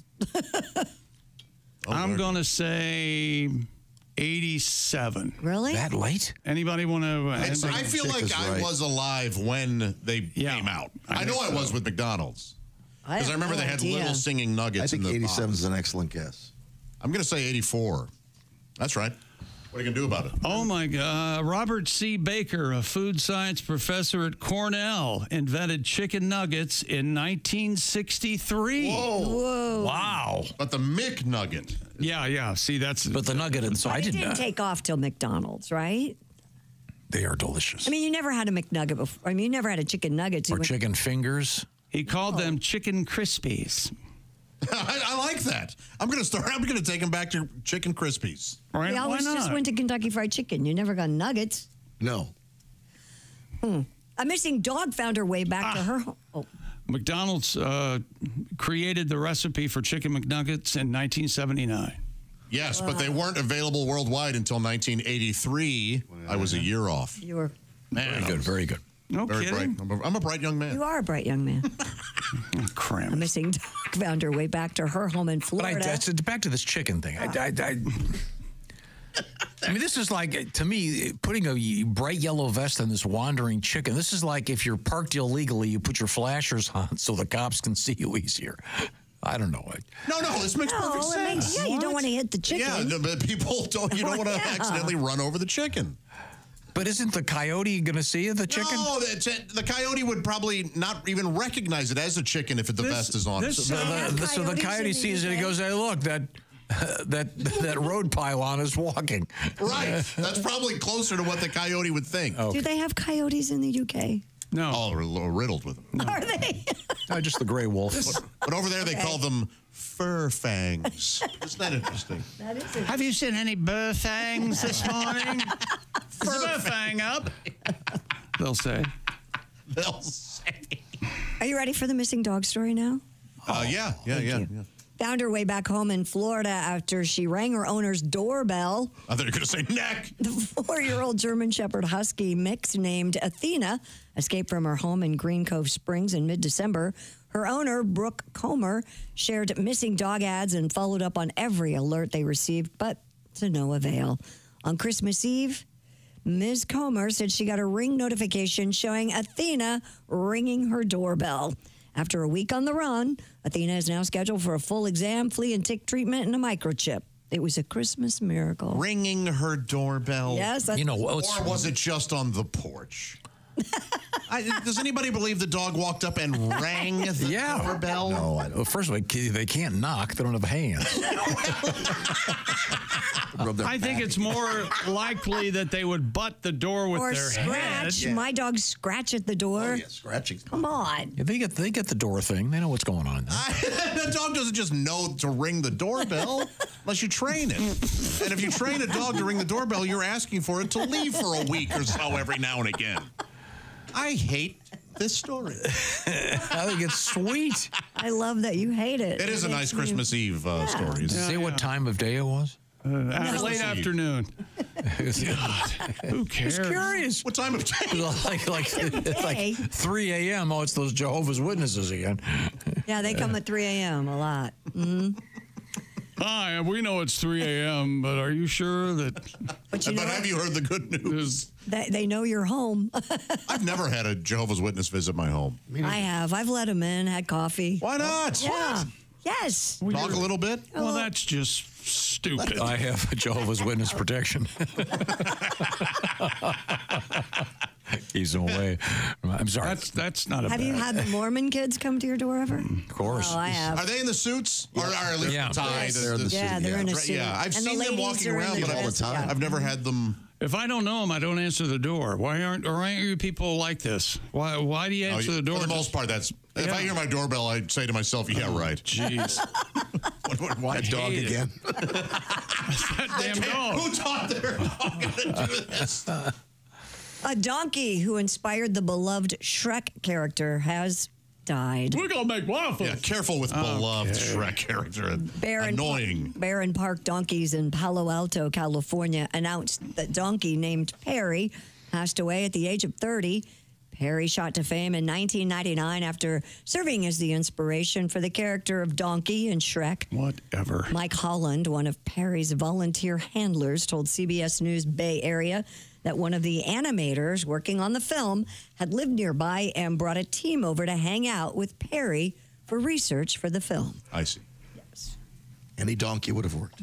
How long do yeah, a picture would have been fine. How long did the donkeys go? 30 years? Is that for the most part? I don't know. 25, Typical 30? age, 43 to 50. I thought it was like 98. 52, Yeah. Yeah. You're not a Shrek fan? I'm not a Shrek fan. No. Oh. No, I don't care for those at all. You know what? I take that back. I really liked Shrek 2. Okay. Shrek 2? Yes. Is that because of Smash Mouth? I thought it was very... I believe... Smash Mouth and Shrek 2? Well, you know, I hear Smash Mouth in any movie. It automatically goes up a grade for me. But doing monkey songs? Yeah, I really liked Shrek 2, but I did not care for the first one. I don't like that donkey character. Oh, you don't? Brash. I don't mind it at all. Funny Eddie Murphy. No. He's just talking funny. Yeah. Is that what you think comedy is? Just loud. Some days. Kind of charming, sweet. By the way, have you seen Paul McCartney backstage walking to the stage for a show, and he starts singing, "Hey, hey, we're the Monkees," and all those bands join in, and they're walking to the stage. It's hilarious. Oh, that's great. I knew you'd think it was. Oh, I've got to see this. There's a new documentary on one of the channels about the Beatles. What's it called? 64? Tour 64. I Yeah, think, did you watch that? I did, yeah. Tour 64. We watched 10 that minutes the of other it. night. Yeah. You didn't care for it? I didn't. Oh. There's one called "If These Walls Could Sing" on Peacock. Yeah, his daughter, yeah. Abbey Road Studios. A little bit too much. Just listen to the records, have fun. A KLM flight bound for Mexico was diverted to Bermuda due to the stench. Because we didn't want to go to Mexico. Of 100 pigs on board. Well, no. I'm not going to judge. Which sorority was it? I knew that's what was coming. Skyport, the operator of LF Wade International Airport, told the Royal Gazette the swine had been loaded into the cargo hold of the airplane just before taking off from Amsterdam. However, the distinctive aroma of 100 pigs traveling in cargo prompted the flight crew to divert to Bermuda for a fresh air break. Don't you wish the news could cuss every now and again so that you could just hear someone, the recognizable aroma of pigs? The plane's 259 human passengers and crew. I don't understand. So they've were accommodated. they have 100 pigs below the. Yes, in a passenger. Is that jet. common to have? Well, what do you want them in, coach? No, don't they have their own plane? They have like they have cattle trucks. They're not bothering you. No, why are they on the people plane? Yeah, should there be? You would never know they're there. Except for the stench. The flight's human passengers resumed their journey to Mexico City with a nearly 30-hour delay, while the pigs were transported in an empty cargo plane the following day. Yes. Yes. The pigs go on another plane. Bunch of whiners. Oh, is that right? Okay, when you're enjoying your bacon sandwich, you'll thank me for transporting these penguins in coach, okay? They're penguins? They're pigs. Pigs. I'm sorry. It's me. I like penguins. The moral of the story, when pigs fly, you'll be delayed 30 hours. Why did I say? Don't they typically move, large amounts of critters in their own separate aircraft, I would think? I have no idea. Very strange. I would think. But Okay. I would expect any flight to Mexico City to be fairly no frills. What about giraffes? How do giraffes get around? They walk. No. When they travel internationally? Yeah. They got to. Oh, they have special passes. They have sunroofs on the planes. They travel with a duck. They travel with a duck? Yeah, because they got a duck all the time. I guess that's amusing. No. You see, they're so, Would you just lay they're them so down? tall. I understand. Well, they'd have to tie them up so they wouldn't stand up, right? So they hit their head. Give them a nice tranquilizer and lay them down. Don't they have a thing where they have to be at your zoo? Can't you walk around the giraffes and there's like a platform, so Yeah, but you're way up high. you're up there by their heads. Right. Hello. Yeah, that's way better than the ass platform that I accidentally stumbled on. How did Michael Jackson get giraffes delivered to the Neverland Ranch? How did that happen? In train cars that are open. Like on the box, the Animal Crackers box. Exactly. What's the movie that has that scene? Look, if you guys aren't going to participate in the conversation, I'll just. You really wanted to know? What is the movie that has a scene with the giraffe in the back of the truck and you see the bridge? Hangover, one of them. Yeah. Is that what it is? Okay, very fun. I'm sorry. Christy, what else? The house made famous by the Breaking Bad TV series is on the market. I've been there, and I'm glad these grouches are moving out of it. What would you pay for that house, Josh? $500,000. Maybe. The residence in one of Albuquerque's older neighborhoods was used as Walter White's home in the show and continues to draw fans like Josh. Joanne Quintana, who currently owns the home with her siblings, told KOB-TV, I used to work there. They average 300 cars a day with thousands driving by during the annual balloon fiesta. Bull crap. I don't. 300 cars a day. We were the only car there for. Yeah. Did they Why? get mad at you? Yeah, they sit out on the driveway and throw pizza at you. Yeah, they gripe at you. So if they're open 10 hours a day, that's 30 cars an hour. Okay. They could have easily ignored it, but they chose to sit out on the driveway, so you couldn't get a good picture of the house. Well, some online real estate sites estimate the price of the 4-bedroom ranch home at just over $340,000. Oh, pretty close, chick. They are asking apparently $3,995,000. Oh, come on. $4 Well, that million. seems idiotic. Yes. So you can buy a house that you're going to get bothered in all the time? Yeah, and it's not a very nice home. I mean, it's just a... No, and it's small. And, older neighborhood. Smack dab in the middle of an older neighborhood, right. There's stuffed animals. You're never going to get your money back if you... Pizzas are delivered onto the roof. Mm-hmm. Yeah. I could see them complaining if somebody were throwing pizzas up on the roof. Evidently, people do that, I guess. Yeah, I've heard. Oh, they really do? Yeah. Well, that's a shame. Yeah, that shouldn't happen. Waste of pizza. Well, that's I mean, you got that. Yeah. Oh, I bought my first home run pizza the other day. Nice call. No, Thank you. Overrated. Oh, I kind of liked it. Wait a minute. Worst frozen pizza I've had in years. What is this? Really? We're having an argument now? Ace? I say it's pretty good. I didn't care for it at all. I did not kidding. like it at all. Give me a Jack's. Did you get the Supreme? Yeah. Okay. Are you sure? Didn't like anything about it. Are you sure you read the label right? It was home run pizza? Oh, you know what? I may have gotten foul ball. Home run in. I did not care. Did you? Foul ball is a lesser no pizza. wonder it came from Chicago. Yeah. Everything from Chicago is overrated and really, they're frozen pizza, overly celebrated for no reason. Oh God! I give you the bear. Oh, you and the bear again. Will you stop? Want to hear a bunch of losers yelling at each other? Yeah. The Bear has a phenomenal one season. Jeremy Allen White won. Didn't that guy win a? No, those guys are. Yeah, he won everybody again. in the Bear is like a really terrific actor. Yeah, they are. But it got weird. But I want to spend zero time with those characters. Well, if you find yourself on the set of The Bear and you don't want to listen to them complaining, put your Raycon earbuds in. Oh, nice. Yeah. That's right, because Raycons have active noise cancellation. You know, that's often difficult to find an accessible price point, but not Raycons. Oh, they're competitive. Raycons everyday earbuds are the perfect gym buddy, coworker, phone call companion, premium audio that goes where you go. And Raycon, the updated model, 32 hours battery life, multi-point connectivity, lets you listen to 2 devices at once. And they start about half the price of other premium audio brands. And incredible new colors like royal blue, blush violet, forest green, rose gold. And 2025 isn't guaranteed to be easy, but Raycon's return policy is. They have a 30-day happiness guarantee. Go to buyraycon.com/Tom and get 15% off site-wide. That's 15% off everything on Raycon's website at buyraycon.com/Tom. That's buyraycon.com/Tom. Thank you very much. We're coming right back. We'll find out what's going on in the world of history here in the O'Reilly Auto Parts radio studios. This is the Bob and Tom Show.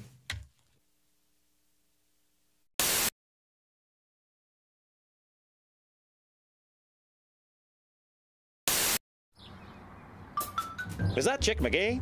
Why, it sure is.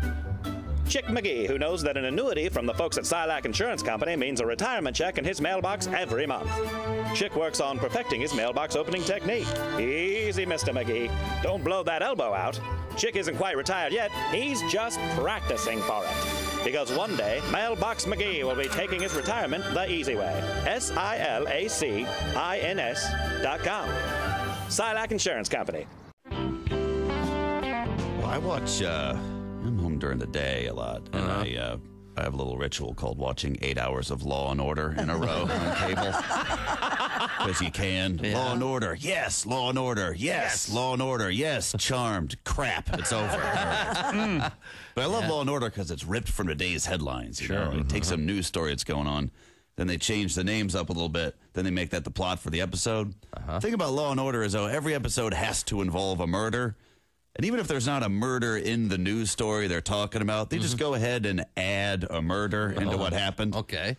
And, which has got to piss off the people in the news story, because they're watching. Fred Thompson and Sam Waterston are hashing out the case. Now, Jack, I'm afraid you're going to have a political firestorm on your hands if you insist on prosecuting this as a first-degree murder trial. Politics is your area, not mine, Arthur.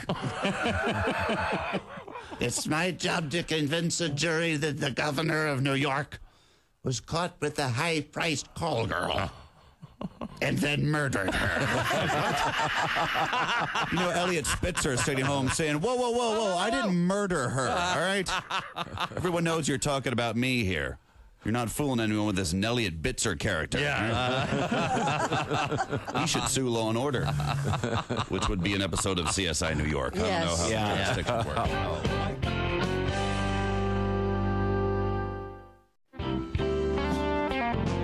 Now, I know you're a guy that cares about the way you look. You've got a nice suit on. Yes, it looks very good nice this morning. Bob Zaney, would you rather have a complete set of removable dentures or a full set of fang-shaped teeth? And I'm assuming the fang-shaped teeth aren't removable? Are permanent. Yeah, they're permanent. In other words, your real smile would be I'd rather fangs. have dentures. Yeah. I'll go the fangs, because I'll tell you why. My teeth don't show when I smile. Let's see. It's not natural. My whole childhood was my dad going, show your teeth, like that. I look like I'm trying to poop. In every childhood photo. They just don't show, so it won't really matter if they're fangs. Okay? I gotta see some of those. Yeah. I swear to God, my dad, show your teeth, Bobby. It does look like you're trying to once again drop a deuce. I'm sorry, should I say drop a deuce? I want to see those photos. Wow, you're right, though. You can't see your teeth. Look at little Bobby. I know. There he is. The one that really sticks in my mind, we were at the Wax Museum in Buena Park. Sure. Right next to Knott's right Berry by Farm. Knott's Berry Farm, yeah. And we get our picture taken, I think it's with Frankenstein. So you get your photos, and then it's the whole family, and I'm like, yeah, in front with Frankenstein.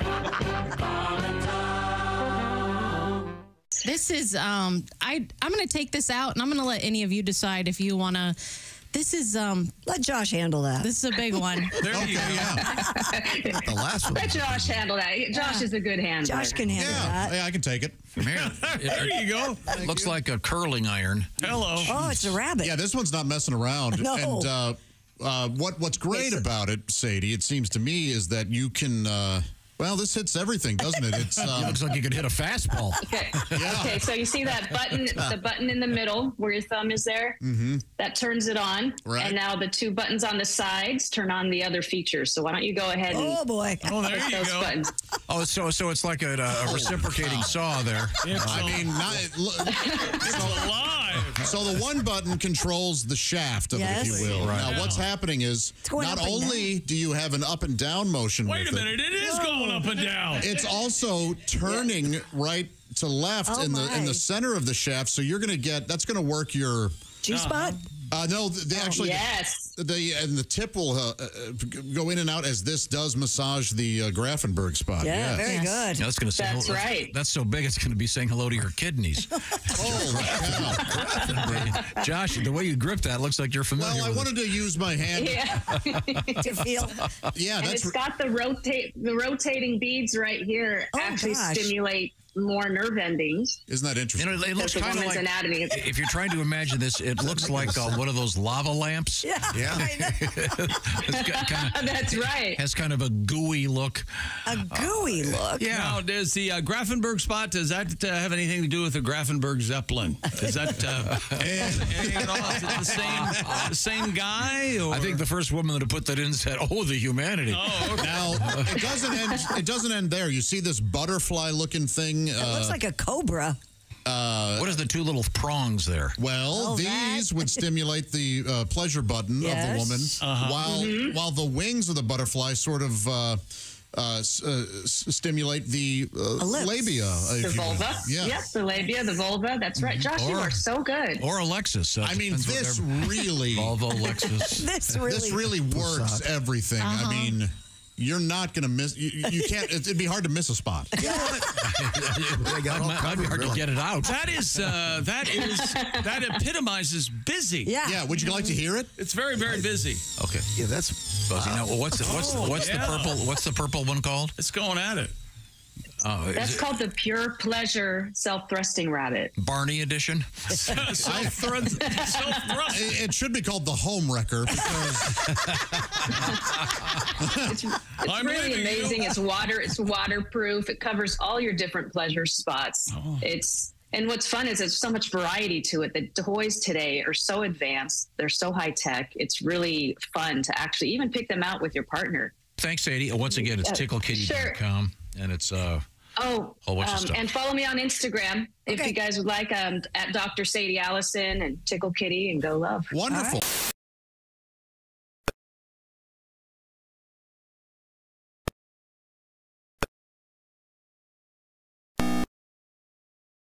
All right. Have you seen disclaimer? Oh, no. Okay, there you go. Thank you very much, Tristan. Hey, welcome back to the Bob and Tom Show. Wrapping her up. First day back. Everybody want to go on vacation again? Sure. I know I do. What about, am I the only one? We I know can't be you the only one. That's only because he keeps telling me I should go on vacation. You know what time it is. What time is it? It's time for the return of things we learned today. No, it's not. Oh. Yes. I beg to differ. Josh can't say I do. That's the one thing he can't say. Ladies and gentlemen, it's time for the Ace Cosby joke of the day. Who's that sexy man with a deep voice? Ace Cosby. Here he is with his joke of the day. Yes, Ace. Think back to medieval times. Yeah, huh? Who was the biggest knight at the round table? Who was the biggest knight at the round table? I don't know, Ace who? Circumference. That was Ace Cosby's joke. I like it. I thought it was Sir Eats-a-Lotters. Yeah. No, circumference is very I like that. It's very nice. It's very nice. Ace's joke of the day brought to you by Sleep Number. Choose your ideal comfort on either side with a Sleep Number bed now. With the lowest price of the season on the top-selling i8 smart bed. Your best savings plus special financing. Limited time. See store or sleepnumber.com. Oh, by the way, we got to do those before the joke. That just kills all the momentum built up. That's an off-the-air note that I did. What we learned today. From now on, we're doing those before the show. Tom is looking forward to next New Year's Eve because there's going to be live sodomy on CNN. They've promised it. We're very excited. I'm just saying that New Year's Eve, that is the worst television. I don't watch No, it. it's very entertaining. Ace, you just don't watch it. Ace loves it. He has all of them taped, I'm guessing. How far do you go back? I did watch most of the show at like 3 in the morning. How far? Do you have like last year's and the year before? No, like that's stupid. Haywood Banks has a key to Tom's house. We're not sure how that happened. I find that to be fascinating. Why would you do that? My friend, we have to do Today in History. We will. Well, yeah. Josh slept in till 11 on the break. Loved it. Very excited. I'm the only one excited for the NFL playoffs. And Tom really likes bison. It's good stuff. Bison. We had some bison. It was bison. It was delicious. In history. Oh, and I wanted to bang Della Reese. Tom? Almost had the opportunity. I almost had, yeah. I thought she wanted you. Yeah. Well, I didn't. as soon as she stopped crying, I was going to. Oh. No, never mind. Happy birthday, Joan of Arc. Oh, she was burned. Married to... Boy, she sure was. Yeah. And her husband, Noah, was very upset. Yeah. Noah's Ark. Noah. Yeah. If you're laughing at that, you really need to. You never saw Bill and Ted. You need to go home. Let's see now. Happy birthday, John Smith. Oh, Pocahontas, John Smith? Yeah, the one that goes way back. And Pocahontas was a nickname, right? Here we go. This is interesting. A fictional character having his birthday, 1854, Sherlock Holmes. 221B Baker Street. Get a... Board? I've been there. Have you? Yeah, they have a Sherlock Holmes museum at 221B Baker Street. Really? I lived very close there for a semester. Oh. Worldly man. Here's a tough one. Happy birthday, 1912. Danny Thomas. Yeah? Marlowe's father? Make room for Daddy. Yeah, the father of Marlowe Thomas, founder of St. Jude's Hospital. Yeah, they do great work. What TV show was a spinoff of Danny Thomas? Andy Griffith Show. Nope, it's the Andy Griffith Show. How about that? Yep. I didn't know that. I didn't know that. Oh, yeah. Danny goes through a southern town, and Andy and Barney pull him over. Yep. Wow. And the rest is history. The great actor Rowan Atkinson, who has Mr. a Bean. great scene in the movie that Josh hates called Love Actually. He does. Amazing movie. He is funny in that. Yeah, he's great. That's one of the few scenes you enjoy in that movie. Yeah. Yeah. scene. Yeah, your theory on that is actually quite interesting. That the writer of that movie had opened up his drawer and had all these sort of half-written stories. And Oh, yeah. Then went, I'll just tie them up together with Christmas, and there you go. Enjoy your half-baked tripe. My favorite part of that movie was Hugh Grant dancing around to the Pointer Sisters. Apparently to no music, because he leaves the room where the music is playing. The loud system, Josh. No, Of course, they have a whole big speakers. Full house sound system. Never established in the film. He's the prime minister. He's Well, a big how do speaker. you need? course Why he do you does. He need has it a- established? Can't you just assume something? Seriously, that's You your gripe? guys That's really your gripe? assumed the music was being piped throughout the entire... Yes. He had it up loud. What about the other people in the house? He didn't care. He's a prime minister. That's can do whatever he wanted. It was 10 Downing Street. Come on. Do you think our president would dance around like that? I bet he would. I bet he is right now. Yeah. And also to no music. For us, we can't hear it. Let's see, on this date in history, in 1838, Alfred Vail and his partner demonstrated what in New Jersey? Skiing. The wedding dress. I'll give you a hint. His partner's name was Samuel Morse. Oh, Morse code? The Morse code, of course. We're using code, hayseeds. Okay.